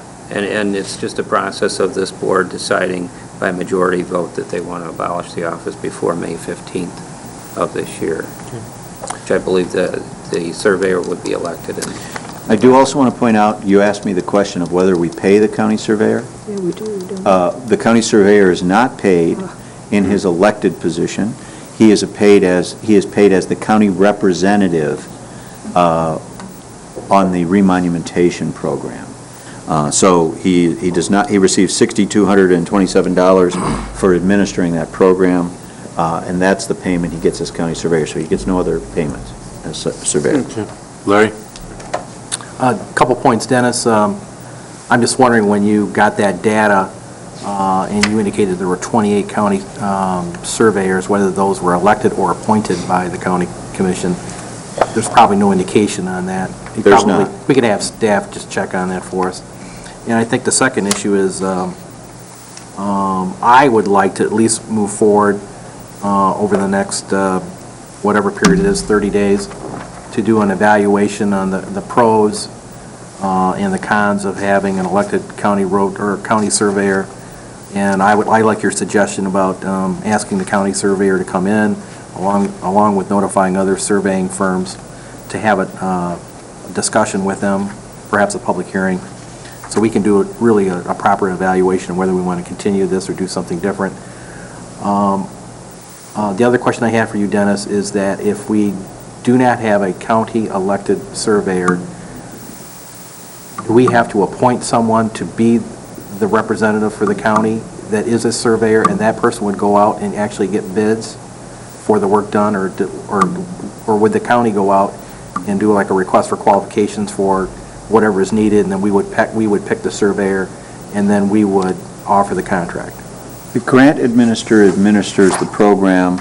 The county representative does the contracting with the local surveyor. So the person that you would hire as county representative would do that on your behalf. The question is, this was initially planned to be a 20-year program, and the state's approved QBS selection procurement system was used in 1993 to select the surveyors, and 3 surveyors were selected, okay? One being our county surveyor. And they were selected to do the work. So the question that I think the board should consider or think about is, this was anticipated to be a 20-year program. That was in 1993. We're already 50%. 15 years into this. It would seem to me logical that we should go back out and rebid this. I don't see why, I think it only makes sense to do that after 15 years. So I would envision that if you decide to make a change, and frankly, if you don't, we should investigate with the state what needs to be done to go back out and redo the QBS process and look to open that up again and requalify surveyors. That would be my suggestion. So I don't know if that answered your question. Mr. Thomas? Well, the office itself has reached the same status as pitch and post painter. You don't need them anymore. As far as I can tell, there's no other functions that's performed by the county surveyor except the remonumentation. I'm in favor of moving forward. with What's the evaluation. wishes? I would move that we move forward with with an evaluation of whether we should or should not have an elected county surveyor, and to ask staff to schedule a public hearing with the county surveyor and notify other surveyors within the county to come in and have a discussion. I have a motion. Do I have support? Support. I have support by Max Bauer. Is there any other discussion? Larry? This has to be done by May 12th if we're going to do something. So Or we you have, to wait we got 30 days. another 4 years. Yeah, so I think the timing fits, but what you'd have to do is have some discussion of it at the April committee meetings, and then have, I would recommend, strongly recommend, a public hearing on it, so the public could come in and give their comment on it. But that would still allow you to either have the public hearing at Ways and Means next month, which would be held in this room, or at the board meeting, which would be held in Peninsula Township.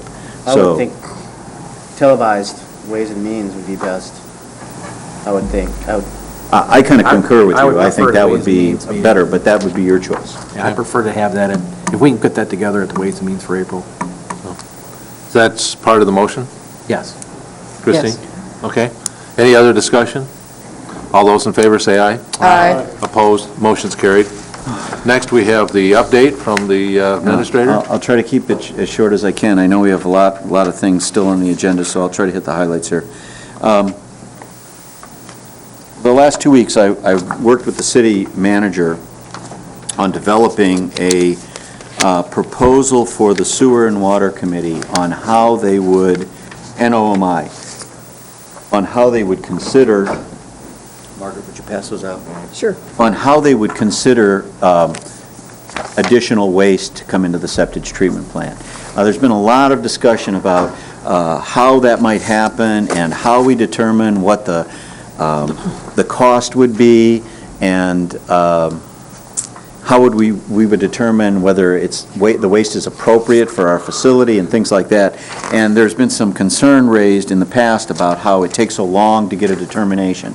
And one of the things that Richard Lewis and I sat down and decided and told the Sewer and Water Committee is, you can decide all you want, you can analyze all you want whether or not it goes into the plant, but unless you know what it actually costs to process that waste, you can't set a price. And so what we've developed here, and I think it was presented as Sewer and Water last week, is a process that we would use that would identify everybody's responsibility in evaluating a waste source, and would lay out the timeline and how it would be done in order to determine whether that was appropriate, help Sewer and Water set the appropriate fee to negotiate whether or not that waste would come in. So I just wanted you to be aware I worked on that, and that's something that's coming before Sewer and Water Committee, and they're considering it now. So I wanted you to have it in case they question you about it. Last week I met with the architect and the contractor on the Griffin Hall of Justice. There was a long list of very small punch list items that had not been completed, and then there are some more significant things that we're still working on. I would say that 80% of the things that were on the punch list will be done by the 21st of March, by this Friday, according to Hallmark. They've already got most of them done. We have two major issues that still are being worked on that require more evaluation. The first one is, we're having uneven temperatures in several of the offices throughout the building, sometimes right next to each other. We thought originally it was a balancing concern, but that system has been rebalanced and we're still having problems. So the engineer came up the week of March 10th to evaluate that and to make a recommendation on how we're going to fix that.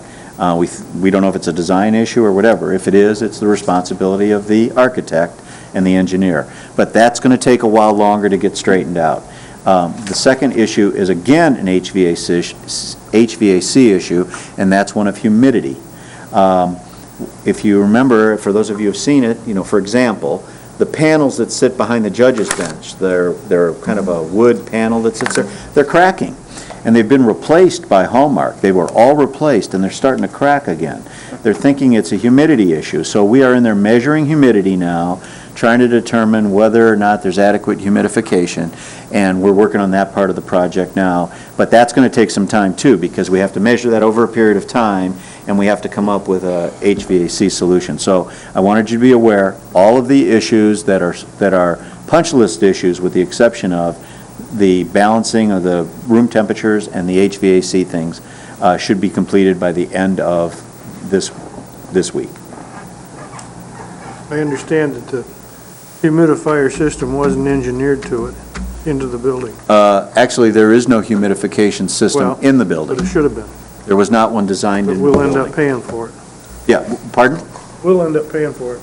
Well, we didn't pay for it to start with, Well, but, it would seem to me reasonable, Commissioner, you're right, that it should have been put in. humidification may have been necessary. Why the engineers determined that it wasn't is something that we're waiting for the answer on. Maybe if it can be determined that they should have put it in, maybe we can hang them with it, but I doubt it. Typically what happens is if it was a design error and you paid for it, yes. When it's something that wasn't designed and you didn't pay for it, no. That's typically what happens, but we'll certainly look into that.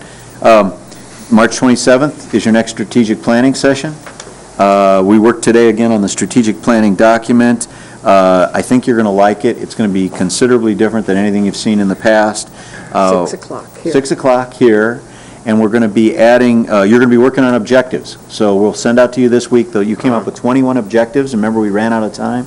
So you're going to get those, and we're going to ask you to bring any other objectives you have, and then, you'll be voting on those and kind of getting those finalized so that we can put this plan together. And I think you'll be impressed with the way we're going to put the document together. I think it'll be an excellent document that will not only include past goals, current goals, and your future goals, your accomplishments, and it's going to all be in one document. I think you're going to like it. So we've been working on that. Jim Wiesing and John Syke and Dean and I and Katie have been working on that, and we'll be ready to go on the 27th for you on that. The other side of that strategic planning is with the departments, and we've been working on that as well, and we have, remember the A3s I showed you at the last meeting? It was that big form that had all the little pieces and the timelines. We've modified that form to make it more conducive to what we do here. We're working with our management team, and we're finishing up our goals, and then I believe next week we start training departments on those goals. We've set about 6 times aside, 3-hour blocks, and we're going to have departments come in and set an appointment and come in, and we're going to work with them to help them develop their goals to meet your goals. So we're going to be working on that. And that'll get us done in time to include it in the budget. I just wanted to ask this quick question. Are commissioners getting any feedback on the meetings being televised? Are your constituents talking to you? Is it I'm being any told- issues? I saw on TV the other day, by a variety of people, so people are seeing it. Okay, good. I wanted to make sure of that.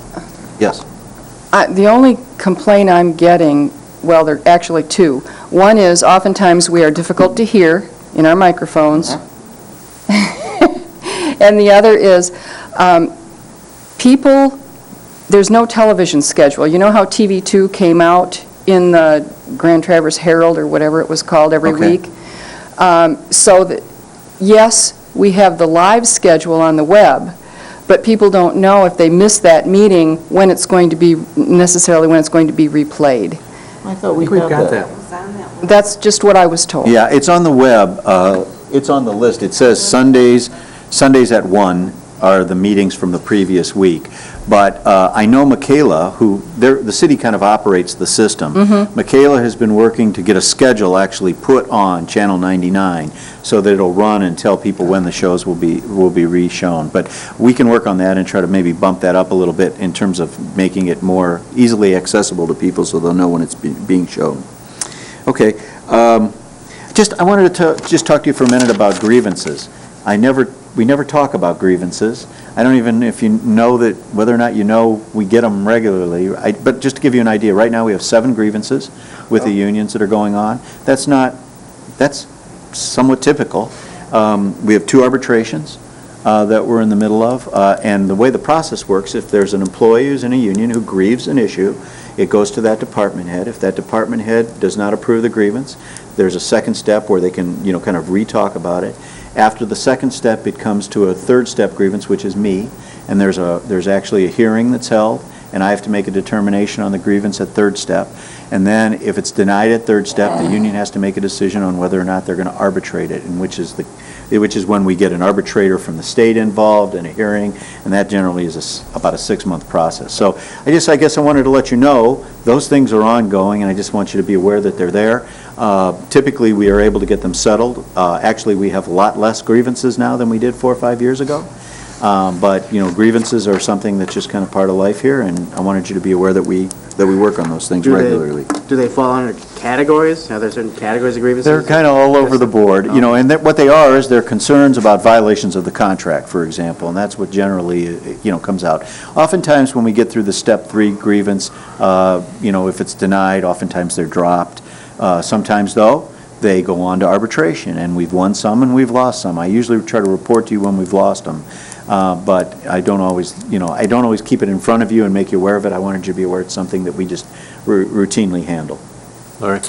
With regard to grievances, for example, I see it on our, by the way, I want to thank you for putting down a closed session for today so, we can have at least periodic updates on the status of lawsuits against Grand Traverse County, so we can just continue to keep informed on what's going on a legal basis. But with regard to grievances, is the grievance information available to the public, or are those closed because of the matter of the grievance as a personnel matter? How are grievances treated with regard to open, closed, in terms of public? I would have to get you an answer on that. My guess would be, no, I'm not going to make a guess. I'm going to tell you that there's no public board that's meeting, so therefore I don't think it has to be in an open meeting, but I would have to check, I would have to defer to Bob on that. I don't know the answer to that. Yeah, and in terms of the FOIA, that I just don't know, but we can get you an answer to that question. What you can do, Larry, is just ask which department the grievances are coming from. Ask the employees, they'll tell you. But we'll get you an answer for that. Bob, can you do that for me, please? This week, I'll also be sitting down with Tim Schreiner before he leaves, and we'll be negotiating a contract. We're going to try to negotiate a contract with the architect that we hired to oversee the project at Twin Lakes. Remember, that was a qualified-based proposal, so we'll work on that this week, and if we're successful, we'll be bringing that to you, maybe even at the board meeting next week, to approve the architect. That's going to be extremely important now, especially with Tim leaving. We need somebody who can kind of spearhead that program. And in terms of the transition plan for Parks and Recreation, what I intend to do at this point in time, unless the board feels strongly in a different direction, is I will promote Jason Jones as the interim director of the department while we seek applications to fill that position. Now, and I will encourage Jason to apply as well. But my intention would be to open that application process and allow everyone to be considered who might have some interest in applying for the position. In terms of the operation, I think this is a time to talk about the organization of it, for example.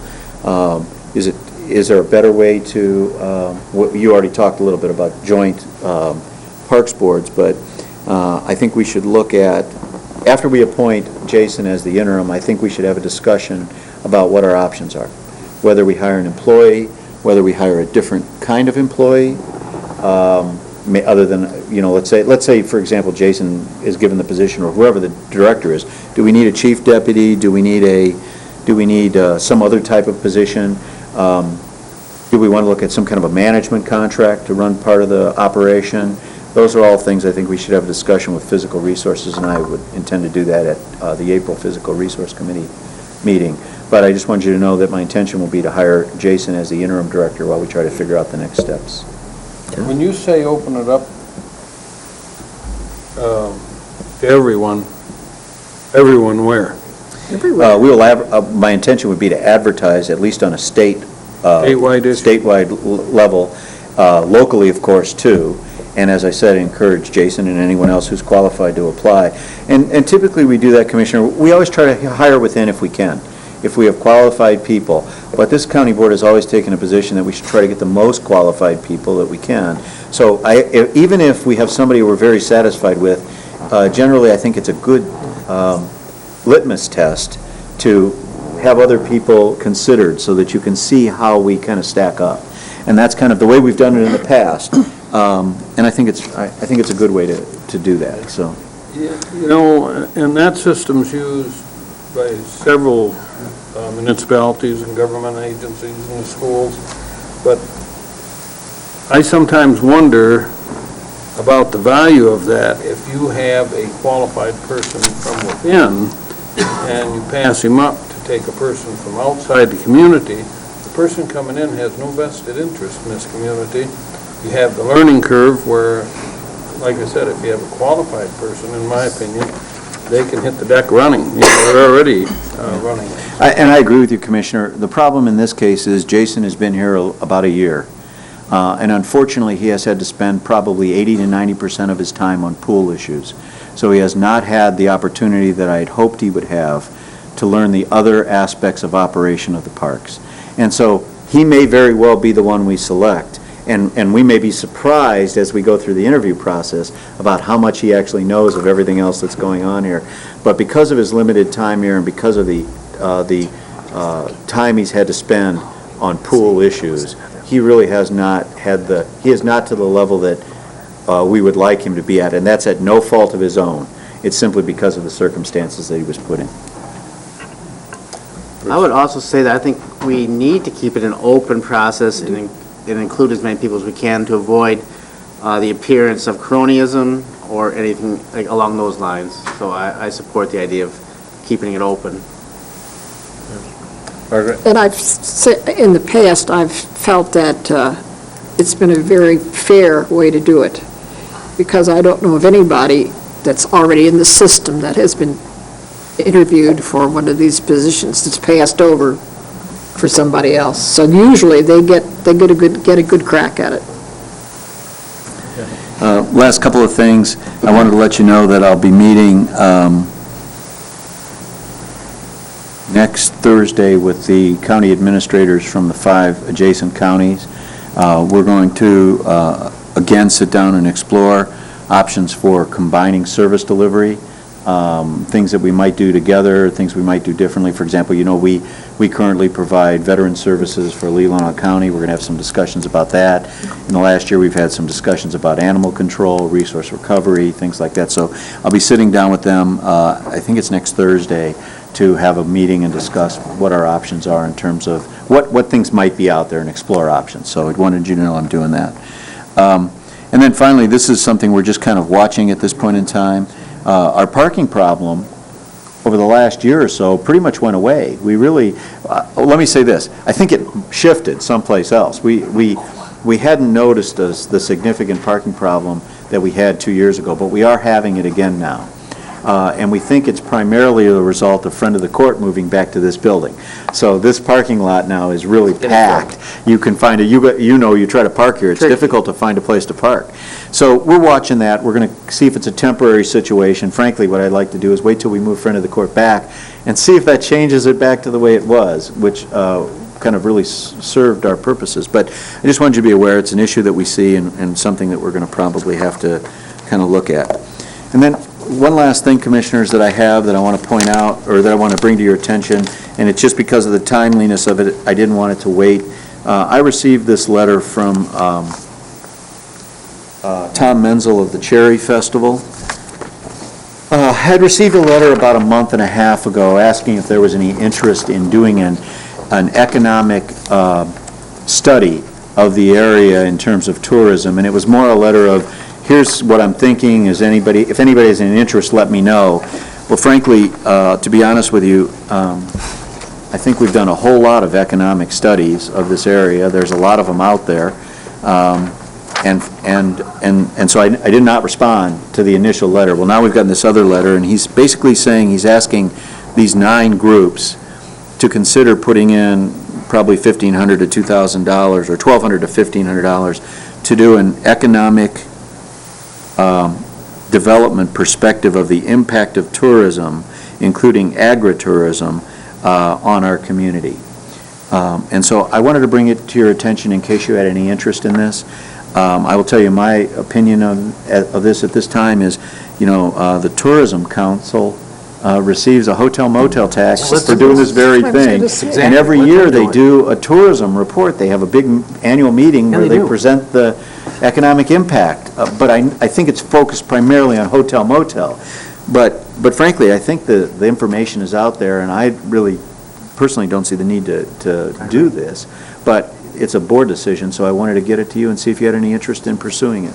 Is there, we have a strong wine community now that is a big tourism draw. Is that something that the hotel motel would reflect? I don't know that, Commissioner. I think that's probably why Tom is bringing this to your attention.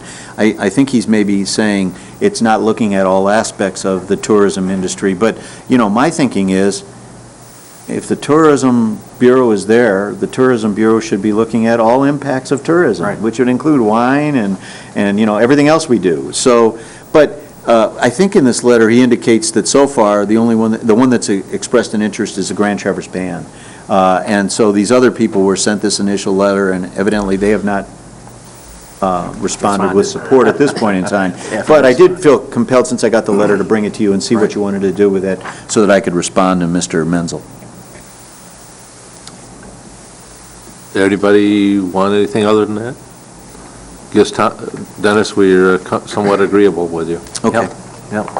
Thank you. And that's really all I had. Okay, thank you. Next on the agenda is the budget adjustments and budget, Dean?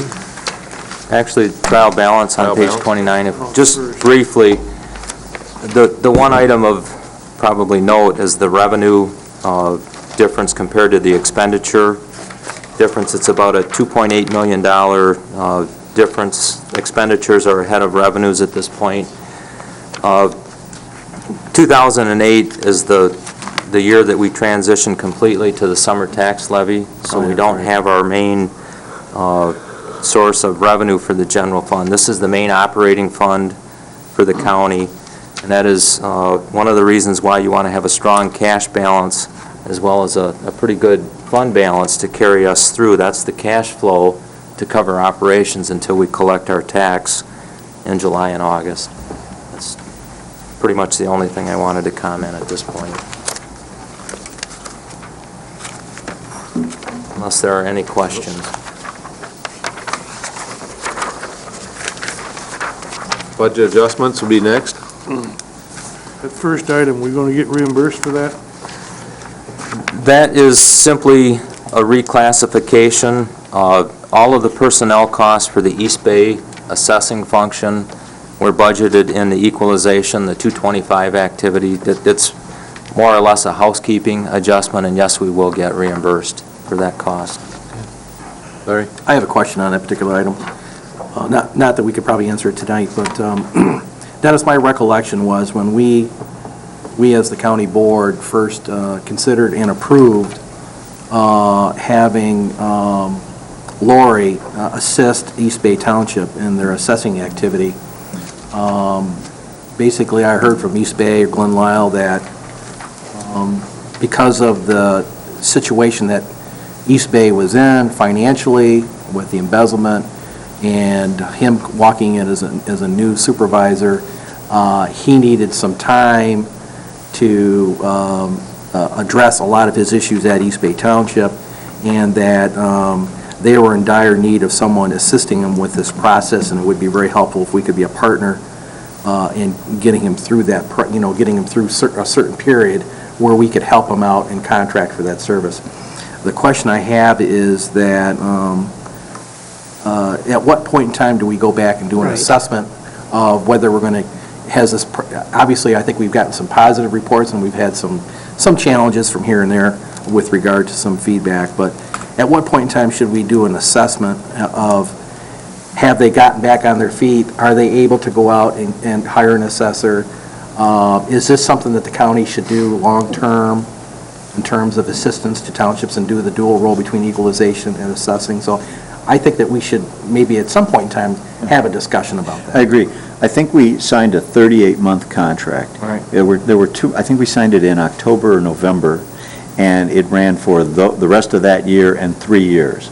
And I think we finished the first 2 months and we're in our second year. So I would say at the end of the second year would be the appropriate time to sit down and bring East Bay in and have a discussion on how it's going and what their intentions are. So I think this December, we will have completed the 2 months and the first 2 years of the 38-month contract. So I would say the end of this year would be a great time to sit down and have that discussion. I think you should start working on it before then. I need a motion to Okay. approve budget adjustments. So moved. Yeah, we can do that. Yeah, I'll make the motion. Inman Police. Inman and Police, I guess. Larry. Okay. Any other discussion? Darrell. All those in favor of the motion say aye. Aye. Opposed, motion carried. Next we have is the budget calendar. This is primarily for information. The calendar is very similar to the calendar that we've had for prior years. Next we have the statement of activity for the MERS statement. Just a couple of comments on page 38.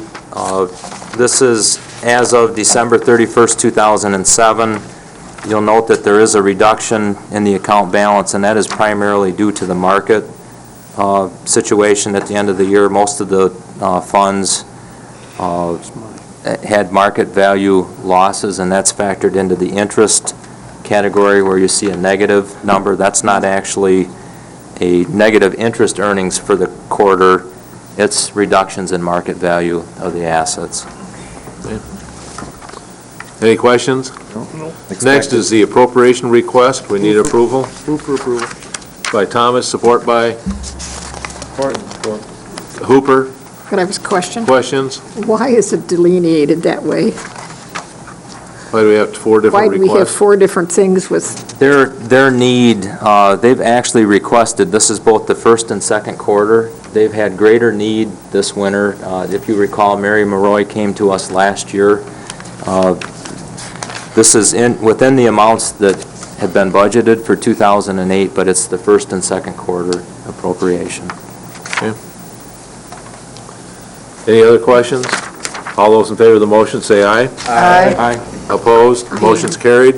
Next is Grand Terrace Band 2% allocation awards. Need a motion to accept So moved. by Larry Fleece, support by Support. Christine Maxbar. Any other discussion? All those in favor say aye. Aye. Opposed? Motion's carried. Next is the R-Mark proposal to use the kitchen. I'll try to be brief on this. This was discussed at Public Safety, and staff was directed to talk to Aramark to negotiate a better rate. We looked at the equipment that we have in the jail. We do not have a cost accounting system that would provide us with what the cost of operating our jail is. We just don't have that type of detailed accounting. So then what we decided to do was we basically contacted Aramark, and we asked them what was the maximum amount that they would pay for this, and through the discussions we had, we came up with a $7,500 figure. That's the best rate that I can negotiate. That is a fixed rate. The food service contract at the jail goes through 2009. At that point in time, then I would ask that we renegotiate this component of that contract. Well, that was better than 6,000. Yeah, the previous amount that they had proposed was $6,000, but it was based on the number of meals would actually be a fixed amount of $7,500 on an annual basis. Still better than 6. Move for approval. Pardon? I say it's still better than 6. Move for approval. Have a motion to approve. Support. Have a support by, motion by Thomas, support by Inman. Any discussion? Larry? I think the county would be subsidizing them in this endeavor. You know, just plain old common sense would dictate that it costs more than 10 cents per meal for the lights, the gas, the equipment they use, the wear and tear on it. And I don't think we should be in the business of subsidizing private industry to cook for another county, and I believe they're being totally unrealistic at $7,500, and I'm not in favor of this proposal at all. Any other discussion? What really brought this forward? I mean, they don't have facilities, or Right, yeah. how have they been doing it now? I think through the public school system, TCAPS. I think they're looking at doing a bid, and they haven't got the bid yet. Oh, I don't know. Is it- I don't know the exact details that prompted this. It was a proposal that came from Aramark to the jail, to the sheriff. And the sheriff representatives are in favor of this, Yes. in terms of the use of the facility? I mean, if you think about it, I understand your concern, Commissioner, but, you know, they're in our facility making right now 180, 190 meals. Every meal, they're cooking for 180 or 190, they're using the gas, they're using electricity, and my understanding is now they're going to cook for 220 meals. Or Right. 210 meals. So the pot's going to be a little bigger, it's going to be using the same gas. Same time? Yeah. If you look at, And then they're going to ship them over there. if you look That's at my a understanding. cost accounting system, we have, the costs that we currently have are fixed costs. Our variable costs increase very little when we do this. Most of our equipment, we have $101,000 of equipment at historical cost. Most of that equipment is fully depreciated. Yes, we need to replace that equipment at some point in time, but the $7,500 goes to covering whatever our variable cost is. The fixed costs that we have to operate the kitchen won't change with this. Obviously, we may use more utilities to prepare the meals. There is additional wear and tear. What I'm saying is I can't quantify what that cost is, but this is the best rate. Beyond this, Aramark said they're not interested, so that's about all I know. Christine? Why isn't Kalkaska County asking us directly? Why are they going through Aramark? Is that just the way they do Part of it? the bid. They've got a contract. Yeah, they're just going to bid it, and Kalkaska would just have one price they pay rather than paying Grand Traverse County and Aramark. It's just the way they did it. And we actually had a similar arrangement with Canteen We did. when we were contracting with them for food service at the jail. They had, they paid us $6,000 to prepare meals for Kalkaska County here in our jail kitchen. But the other thing, too, is Aramark is now using prisoners in order to do the food preparation, where Canteen used their own employees. So, anyway. Any other discussion? All those in favor of the motion say aye. Aye. Opposed? Aye. Need a roll call. Chris? Inman, Yes. Thomas, Yes. Underwood, Yes. Lees, No. Hooper, Yes. Max Bauer, No. and Lempool. No. Motion passes. Motion's carried. I don't know about that. Next on the agenda is Cooperative Reimbursement Program. Would ask for your approval of these amendments. Okay, I need a motion to approve. So moved. Motion by Flees, support by Underwood. Any other discussion? All those in favor of the motion say aye. Aye. Opposed? Motion's carried. Next is Commissioner per diems. It's for information only? Yeah, basically, we're going to go back to the old practice, the statutory, the Finance Committee will approve them before we're processing per diem payments through payroll. Next on the agenda is the administrator's evaluation. Is there any discussion that needs to be held on that? I think everybody got a copy of that. Larry? Well, I think this was a good process to go through. We haven't gone through the written process in some time. I know that Dennis had set up a process for us to evaluate his work plan and his performance on a quarterly basis. It was more verbal, and it was through the committee system, and I think we should continue to do that. I think that this process really sums up if you take a look at all the categories that we would grade him on, I think you could fit a lot, just about everything that he's responsible for in those categories, so I think it's a fair evaluation. And speaking for one individual, I was pleased to see that as the overall grade that the administrator got, which was 8.4 out of 10, I believe that equates to exceeding expectations. So, Dennis, I just want to let you know, as one county commissioner, I think you've done a great job for us since day one. And the only side comment I would have is that, we really do need to we do have a lot of things that we put on your plate, and it's easy for us to approve things and have asked staff to do things as we go through our committees and our board meetings, and sometimes I feel that, we've probably placed too many things on your plate, and I think you're doing the work of two, as compared to when Ross Childs was here and we had Mac McClellan.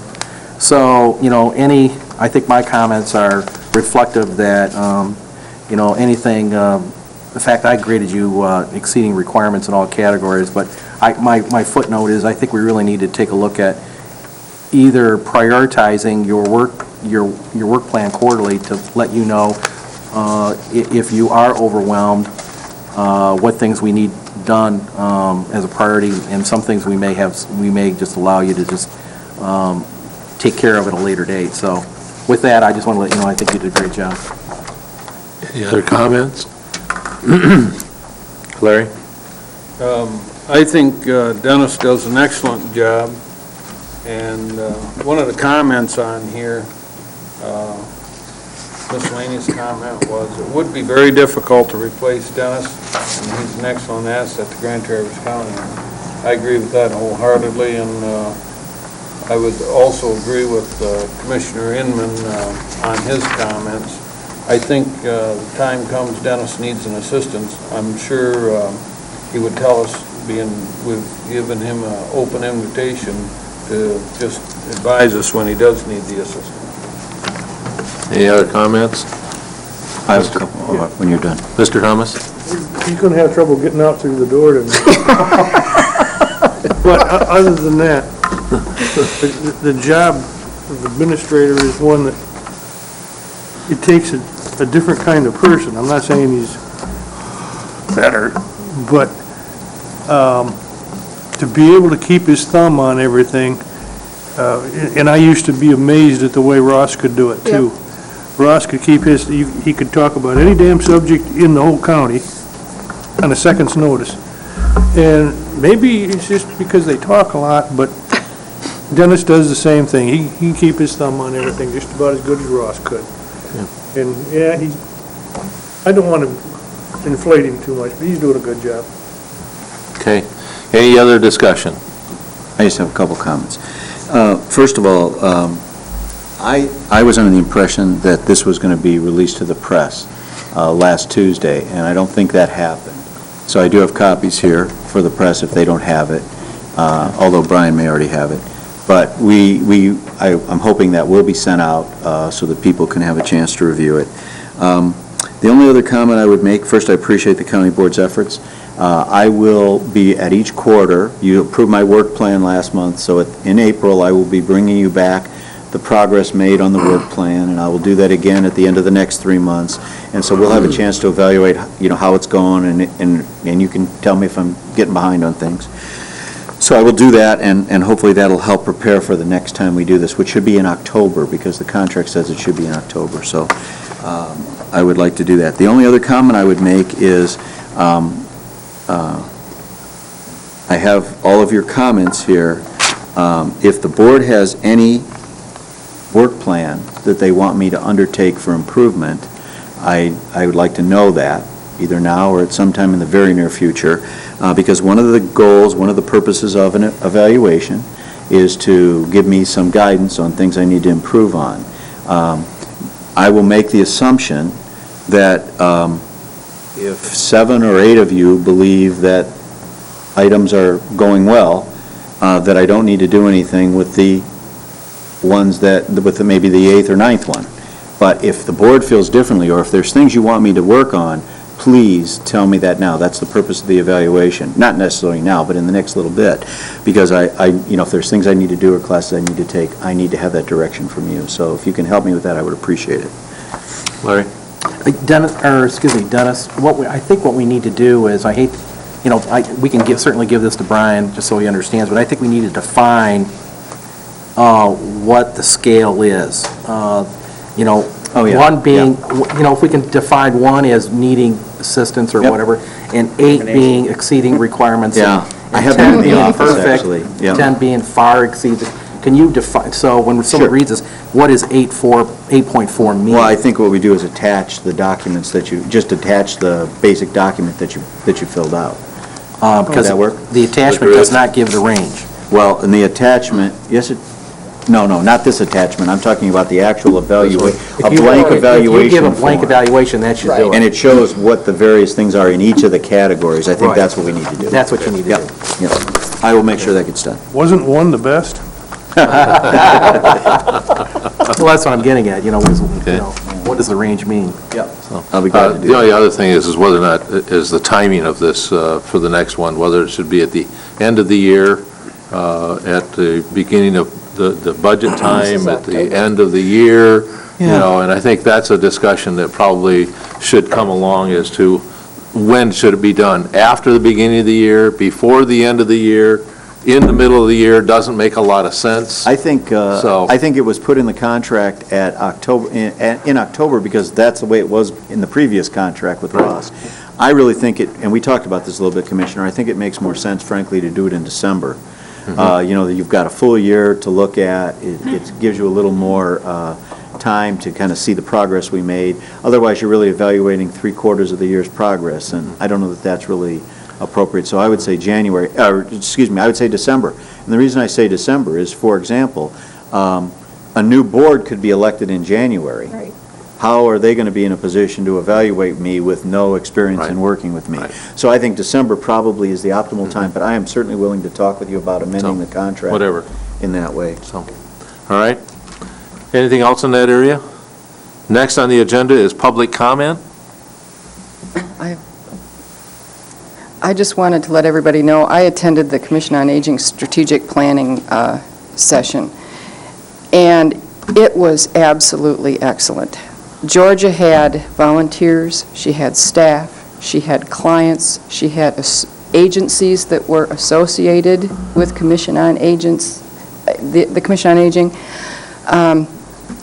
She had absolutely everybody that she could think of involved in that process, all concentrating on Grand Traverse County's senior citizens, and it was Jim Wiesling was the moderator, and I think, I look forward to sharing the plan with everyone after it gets typed up. Anybody else? I just attended the Youth Commission opportunity, where they looking at whether or not there ought to be a youth commission, like there is a commission on youth, or like there is a commission on aging. So they've started the preliminary process of bringing the youth organizations together to look at the feasibility of doing something like that. So, and that was yesterday morning. It was very well attended, and we'll see where it's going to go. Next, is there any other public comment? Larry? No, under other, Okay. to add an No, item. I'm going into other. Okay. So, is there any other public comment? What are we gonna do about middle age? You don't have it long to worry Hey, about. you're not there. All right. Next on the agenda is incompatibility of public offices. Inman? And if I could, I've got two other Okay. items. The first one is, we had gotten some feedback from some township elected officials that questioned whether they were able to apply for the position of road commissioner.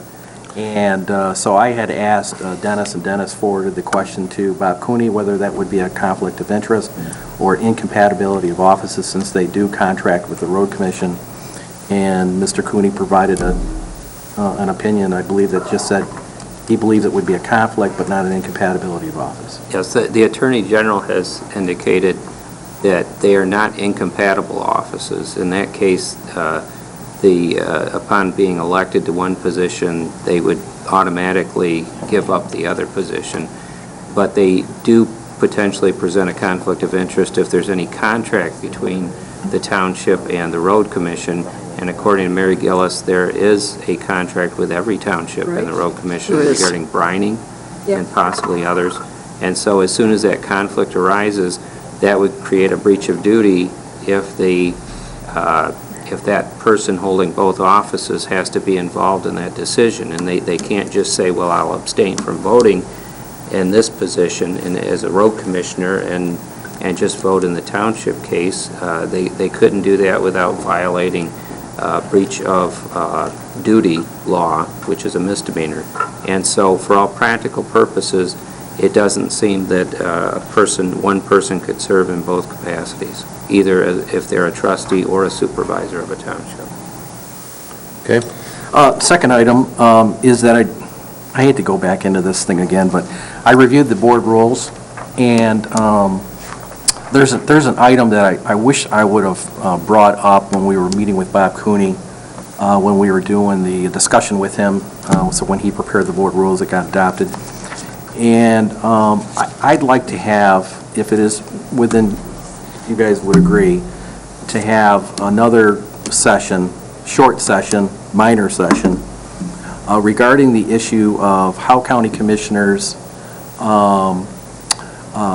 deal with what they have in terms of their issues and their dealings with the county administrator in terms of contact and those kinds of things, and as well as department managers and department staff. And, you know, I from time to time meet county managers and county employees, and they may make a remark to me because I'm a county commissioner about what might be going in the department and their suggestion for improvements and those kinds of things. And especially if two county commissioners are not running for re-election, I understand it's a possibility, that as we get newer county commissioners in, it probably would be a good thing if we could just summarize, and we can all have an agreement as to, for example, if a county commissioner has a situation that he would like addressed, what would that process be? That you would go to the chairman, or he would go to the county administrator, it would be placed on an agenda item in a committee meeting. If a county commissioner gets information from a department head or from an employee, that he would relay that, he would either ask that person to go to their department head and have the department head talk to the county administrator, or whether we would relay that information back to the county administrator to deal. So just some basic fundamental understandings about our role with the county administrator, staff, and department heads in terms of our dialogue. I'm very supportive of our current system where they come into the committee system. We have an open dialogue about what's going on in their area, and they're involved in helping us make decisions through recommendations. But I would think that it might be valuable not only for some of the newer commissioners here, but the new ones that potentially would be coming on next year, if they could just have a basic understanding how we think that process should work. Suggestions? I mean, I would like to maybe just engage our Peter Cole again, just a discussion and get his opinion and maybe get it written up. Now, the question is, I guess, what a county commissioner goes about the heads of the department and talks to them about what they're doing and how they're doing it, talks to Dennis about what's he doing and how is he doing it and how that should be addressed. Or how much Okay. openness there should be, or how much I think it's just, availability? yeah, I think it's just basically how the structure what kind of structure do we have a comfort level with? You know, if we do receive information from a department head or a staff member, what do we do? Do we come back, I think we come back to Dennis and say, here's what I had heard, could you look into it? Because basically, we hire you to manage and operate the staff. So, you know, I think it's just there's always a fine line about, you know, listening and making recommendations if we do get into a dialogue with staff members. Usually it's at a committee meeting, but it could be outside of a committee meeting. So where do those rules, and So what's the appropriate mechanism for interacting with department heads and staff and myself? Exactly. As part of the board rules or a policy or something like that is what you're Exactly. saying? So we can avoid micromanaging? Okay. Part of the issue. That should be I a think separate- part of that is covered with the Michigan State Extension on the commissioner training, if I remember correctly. I just don't remember exactly how that's done, but we might want to look at that commissioner training process or that outline to see what it covers. In terms of developing Yeah. some kind of procedure. I think rather than covering that under board rules, that should be under a separate A policy or something? policy, sure. I don't know. Could be. So would That's we... outside the board. Would we just recommend to the chairman to either reestablish the current committee that did the board rules, or just have him appoint a couple of people to look into it? Or to have Dennis set up his own committee to review that? Because it is your relationship with us, and it's your Right. relationship, and our relationship with your staff members. How do you think we should handle that? I guess I would suggest you consider a motion to authorize the chairman to work with me to establish a committee and retain Peter Cole again to look at, evaluate, if you want to do that with Peter Cole, to evaluate the issue and determine the appropriate way to deal with it, policy, board rules, whatever he would come up with. That would be my suggestion, I think. So moved. Support? Have a motion by Fleece and support by Inman to ask the chairman to sit down with the administrator and determine what's the best way to go about whether or not we should look at Peter Cole, or whether we should have a policy change or a board rule change. So, I understand the motion? Is that close enough? Yes, you did. Yeah, and Chris, is that I close thought enough he for may you? set up a commission, That or a committee to chairman work could on set up this. a committee to Or work I on may, that. or somebody. I think All right. probably he should. Okay, any discussion? All those in favor of the motion, say aye. Aye. Opposed? Motion's carried. Next thing on your agenda, Larry? I have a third item. I just want to, being the commissioner that made the motion to move forward with expanding the road commission from 3 to 5 members, I just want to let you know I have received an extensive amount of public comment regarding that, both from phone to emails to just walking into people that I know, expressing their opinion. And consequently, after that, that motion that the board took at the end of the month and approved, we had received in the mail a week later the report from the Road Commission signed by Mary Gillis as to the seriousness of the condition of our roads in Grand Traverse County, the deterioration of our roads, as well as their financial concern of the Road Commission.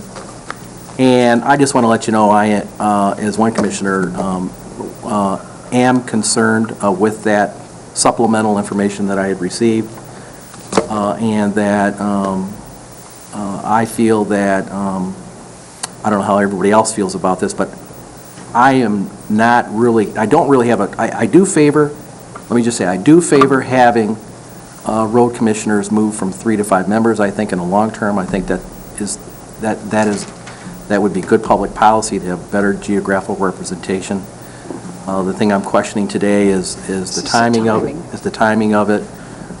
So I think it's the right decision. I think it's just the inappropriate time to do it.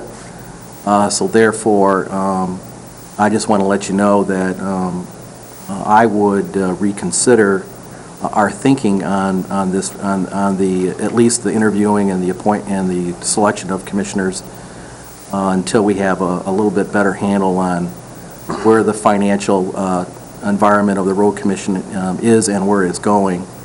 So I just wanted to let you know that I have received an extensive amount of public comment, and I know that other commissioners probably have had the same thing, so I don't know if anybody else has any other suggestion. Mr. Thomas? Well, the overwhelming public comment that I've gotten has all been in favor of going from 3 to 5. And I've been in favor of it longer than quite a while. But when we passed this motion, if you remember, one of the things I said is that I didn't want to go ahead with this until we could make an elective position by district. And that's still, that's something that's on the burner right now down in Lansing. And if we can get that so that we can have the county districted, that's fine. But I think we went too quick myself. Larry? I too have had a lot of people talk to me. I've had one individual that was opposed. He also talked with Chairman Wheelock, and the rest of it were all positive comments. I did the math on it, and the math amounts to 0.02% of the road commission's budget.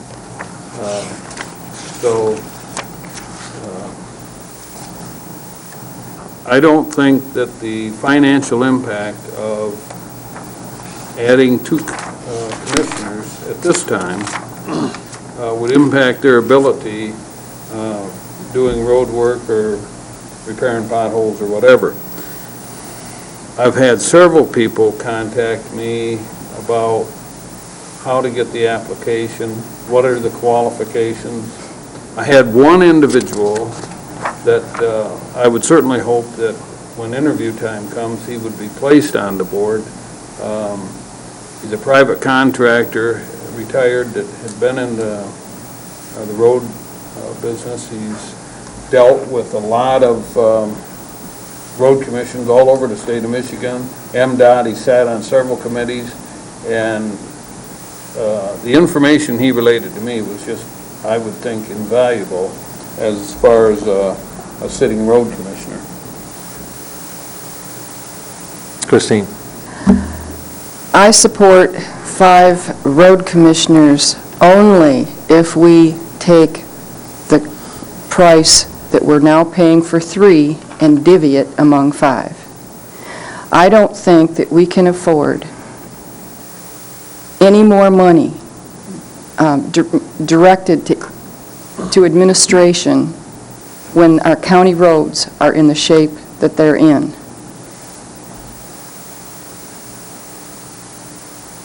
Larry?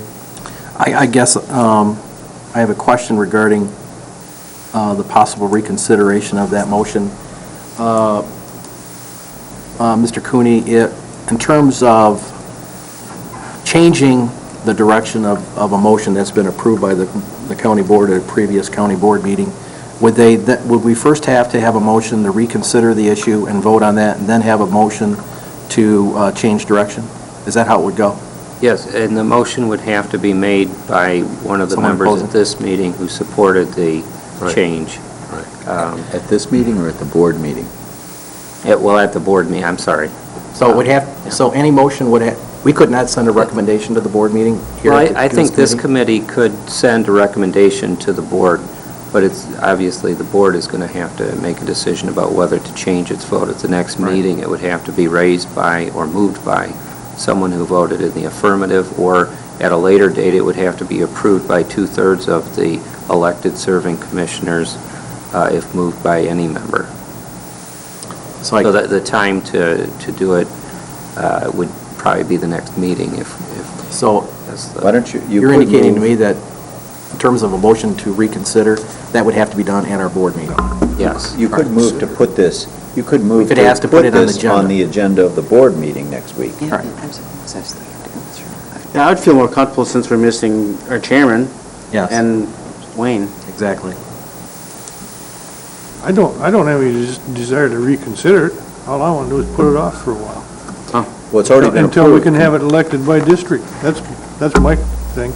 Well, we have to change what we've Yeah, already the initiated. decision would have to be changed because it's already been approved to change from 3 to 5 members. Yeah, So we don't have to change that. Oh, you're saying you'd move to hold off on implementing that? Implementation. And I could go with that. I mean, I think the board supports, I think the majority of the board supports 5 members, going from 3 to 5. It's just when we do it. Do we do it later, or do we do it when it's elected, if the legislature changes the law that allows us to have elected districts? So what you're saying is can we send out a different resolution, a recommendation to delay without reconsideration, motion to reconsider? I think you first have to have a motion to reconsider, and then either that gets approved or not approved.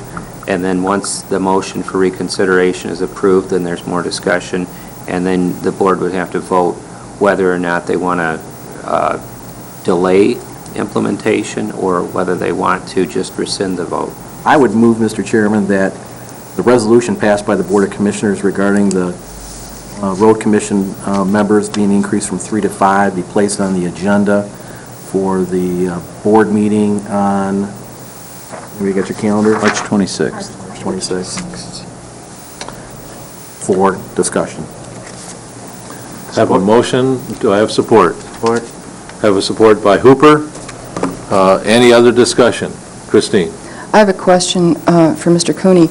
I understand that the motion, if we rescind our previous motion, has to be made by someone who was in the affirmative, correct? If Now, what about the support? Can I support the motion? I believe any member could support the motion. The Has to be motion made has by- to be made by someone.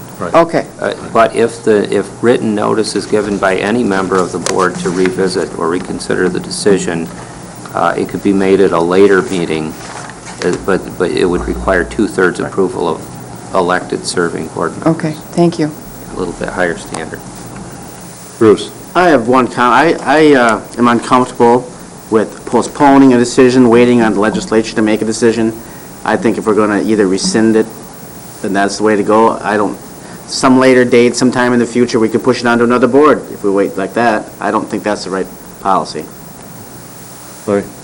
You know what I see happening here in some of the comments from some of the commissioners is we had the Record Eagle come out totally against it, and I still think that the County Board of Commissioners is running the county. I don't think the Record Eagle is.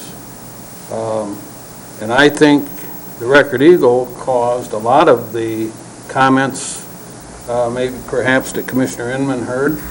And I think to change the horse in midstream, we've made a decision, and I have to agree with Commissioner Hooper, delaying it or reversing the vote.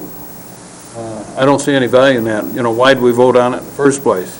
We voted on more than that. We voted on, we had a vote on the elected versus appointed, which was a 4-5 vote,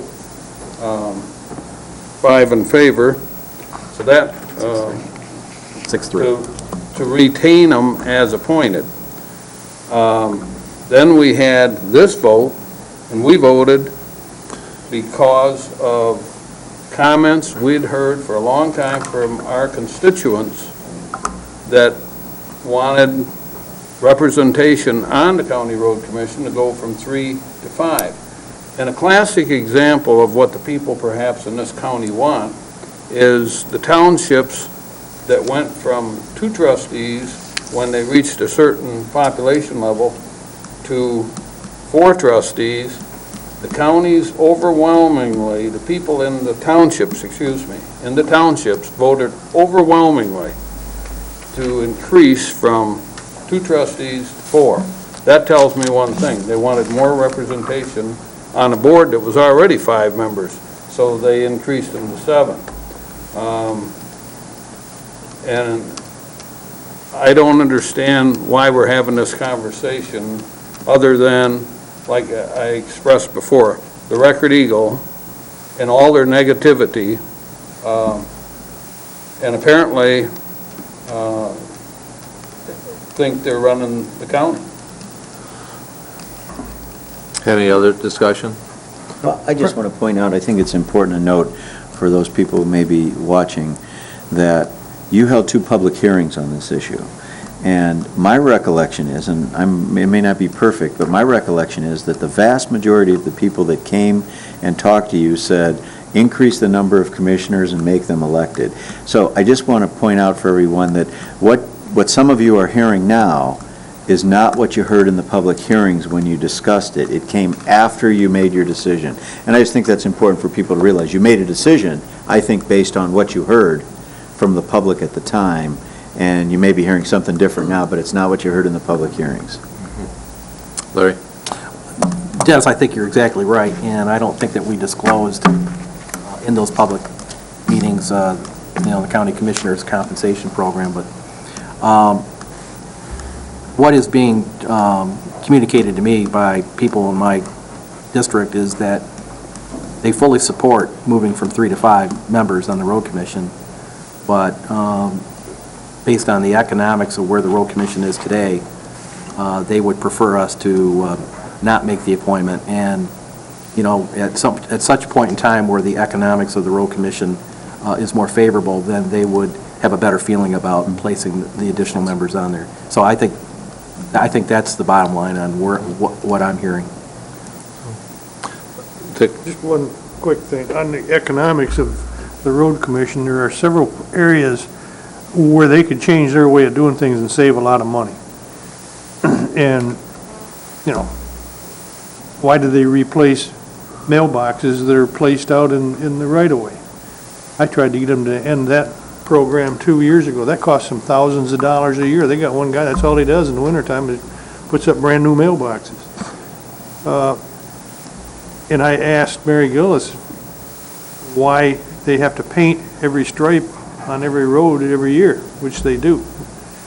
A lot of the roads, the only thing that's left is the stripe. And they could go to a lot more tar and chip, or what they call triple seal, than asphalt. The asphalt they've been using for the last 15 years isn't worth putting in a barnyard anyway, because it all flakes off. A lot of these potholes you see is nothing but delamination, and they're restricted on what they can put down anymore for asphalt, and it's not nearly what the old stuff was. And what they're putting in is no good. It just doesn't last. And with the amount of traffic we get nowadays, you've got to have something that either you can replace at a reasonable cost often, or it's got to last. And the asphalt isn't. So there's a lot of ways they could save money. But the amount of money that we're talking about the cost for two more commissioners is nothing compared to what they put in paint on the roads in the summer. Larry? I think if this motion passes, I would, as a suggestion, ask our chairman, who obviously is not here, and our county administrator to meet with the chairman of the road commission and Mary Gillis, and perhaps suggest that we sit down and have a discussion with the road commission about what their current state is. And they have in their packet that they had sent to us by the mail had suggested that their task force was recommending that, that they want to put a 1 mil on the ballot sometime this year. And I think we really need to engage them in discussion about what are the possibilities and what their need is, so we can have a better understanding of where they're coming from. I think politically, going out for 1 mil is going to be very challenging and difficult. I know Leelanau County has last year passed their second renewal of a road millage, and it was, I believe, a half a mil. So I think that, between lobbying the state and trying to get them convinced that they need to do something on increasing the gas tax, so there's more of a fair economical solution to counties like us that have poor roads. We may have to take a look at some kind of statewide initiative to get them to consider other funding options for counties to help fix county roads, and to rely solely on the local residents to have a millage on their, additional millage on their home during these economic times, I think it's going to be real challenging to do that. And I think that, going to them and saying, you need to set up a special assessment to match the money we would be getting on a millage, I don't think you're going to be able to sell that either. So, even though we've got this recommendation coming in from the Road Commission, I think we really need to sit down and have a thorough discussion about, what's possible and what's not possible, and address it up front, because the situation isn't going to get any better. You might keep in mind that the gas tax is on so much per gallon. Just think what the state is making on the sales tax on that gas. As the price of gas goes up, they're making 20 cents a gallon now on sales tax. Why can't they channel some of that back for roads rather than putting it in their deep pockets? Okay. Larry, I'd just like to say thank you for bringing this up. This has been the single largest issue outside of Right. smoking that I have been contacted by people on the street, by phone, by email. It's just amazing the number of people that have made comments to me saying that they agreed with my position. I do think that Dick Thomas has got a great idea there, though, on the sales tax that we get for gasoline is continually going up. That's an extra 6 cents for every dollar, for every car that's putting money in the gas, because it's from $3 to $4 this year. So what's going on with that extra 6 cents? Why is the Road Commission being nicked 4% when in fact there's a lot more money going into the coffers because of gasoline purchases in our community? And we ought to be getting some of that back to us, and that's where we ought to be putting our push from our legislators and everybody else saying, you know what, we need our fair share.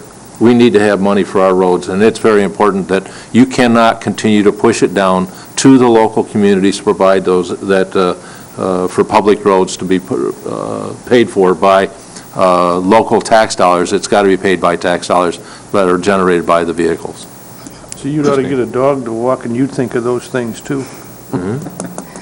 When the governor was here speaking to the Economics Club, I did go up to her after her speech, and I asked her, because she did state that one of her economic drivers is a road program to work on the state's roads. And I asked her if any of that money would be coming to the county, and she said, no, it would not. It's all state roads. I mentioned to her that the county road departments are strapped for cash, and her response was, I know. I agree with Commissioner Inman. I think we have to address this. I think we have to do something with our county roads. I don't believe it's adding 2 road commissioners. I do believe that we need to perhaps consider partnering with the County Road Commission on certain projects. The longer we wait, as our roads deteriorate, the worse it's going to get, and the more it's going to cost down the road. And it may be time where we simply have to take a look at some of the most serious roads, the road problems that we have in the county, and direct general fund money to them. If you don't mind, I'd like to cut off the discussion here so we can get this meeting going forward. Go ahead. Dean, what would 1 mil generate for revenue a year? It's $100 per $10,000 home. Or for Probably about for somewhere between 3 and 3.5 million. something like that. It depends on, I don't know, let me get some Just roughly, information. say 3 million? Would that be in the ballpark? What a mill raises? 1 mil on our tax. I don't know, $4 million figure. I was going to say, Almost 4? I would say 3.5 to 4 million. Okay. That's a lot of money, and that's what the road commission's proposing. They've looked at every which way that you can look, it's my belief. That was a well-prepared document that they sent out. And for us to sit here and think that we can subsidize the road commission in the repair of the roads to the tune of $3.5 million a year, that isn't going to happen. I think we have to be a little bit realistic. I think it's important to mention that when you say road commission, I believe that document came from road commission staff. Right. I don't think the road commission board has finished their review of that or adopted that, or, that's my understanding anyway. Right, and that's what she indicated, Mary Gillis did, and she was seeking input from the county commissioners. I just want to report that this is the second discussion of this I've been in today. I was at TC Tallis this morning, and that was one of the discussion points that we came to, and one of the things that we said was, the feds aren't holding up their end of this bargain either, and this is election time. We have had 2 reps now, and this week, do their candidacy for re-election. We also have a senator in this state that is also up for re-election. We need to get on their mailing list. We need to tell them how this is going to play out for these counties. So I would suggest that we do some politicking with some people in Washington. Anyway, I'm going to cut off this discussion if you don't mind. And we have a motion on the floor. Could be. I'm going to ask for a roll call. Oops, Chris left. Focus. She's tired of this. Probably I retired. couldn't wait. She couldn't wait any longer, huh? Okay. Can we have a roll call, please? Restate the motion. I we forgot need- what I had for supper. Motion is to refer this to the board. Refer this to the county commission meeting on the 26th of this month. Very good. Okay. Thomas. What? Yes. What? Max Bauer. Yes. Hooper. Yes. Please. No. Inman. Yes. Underwood. Yes. Lemko. Yes. Motion's carried. It was a Okay. quickie. Is there any, do you have anything else, Mr. Inman? No, I that you don't. can take up for That's another enough. half an hour? I'm exhausted, that's enough. All right. In an hour to our meeting. I don't have any other issues tonight. Is there any other issues that need to be brought before this I commission? have a meeting Well- at 9 o'clock. Okay. You have, yes. Is there any other issue? No. All right. Now, I need a motion to go into closed session for MMRA litigation update. There will be no action taken during this period of time, Can't be. so we'll not come back into the board as a meeting after the Well, No, no. we You come gotta do back. that. We'll be coming back, but it won't be on You the gotta table. do that. Televised. So, Right. the motion, if you decide to approve it, needs to be to go into a discussion of strategy on litigation on Ford versus Grand Traverse County. I don't know if someone wants to write this down, who's going to make the motion. Kirby versus Grand Traverse County, and Morden versus Grand Traverse County. These are 3 ongoing litigations that we're in the middle of. And then, I think, to clarify, you'll take a motion, you'll make a motion, and you'll have to each vote on going into closed session, and then you're going to need to take a 5-minute intermission before you actually go into the closed session.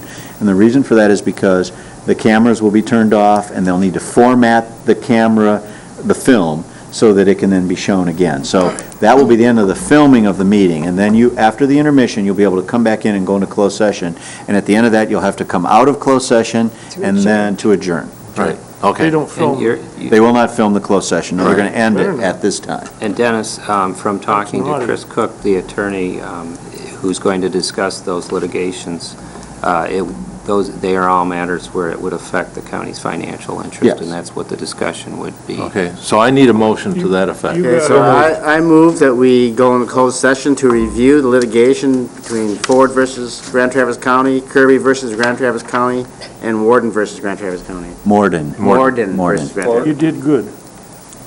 Support. Thank you. Okay. You're welcome. Discussion? Is there any other legal issue that needs to be discussed in closed session that does not involve those 3 items? I don't believe so.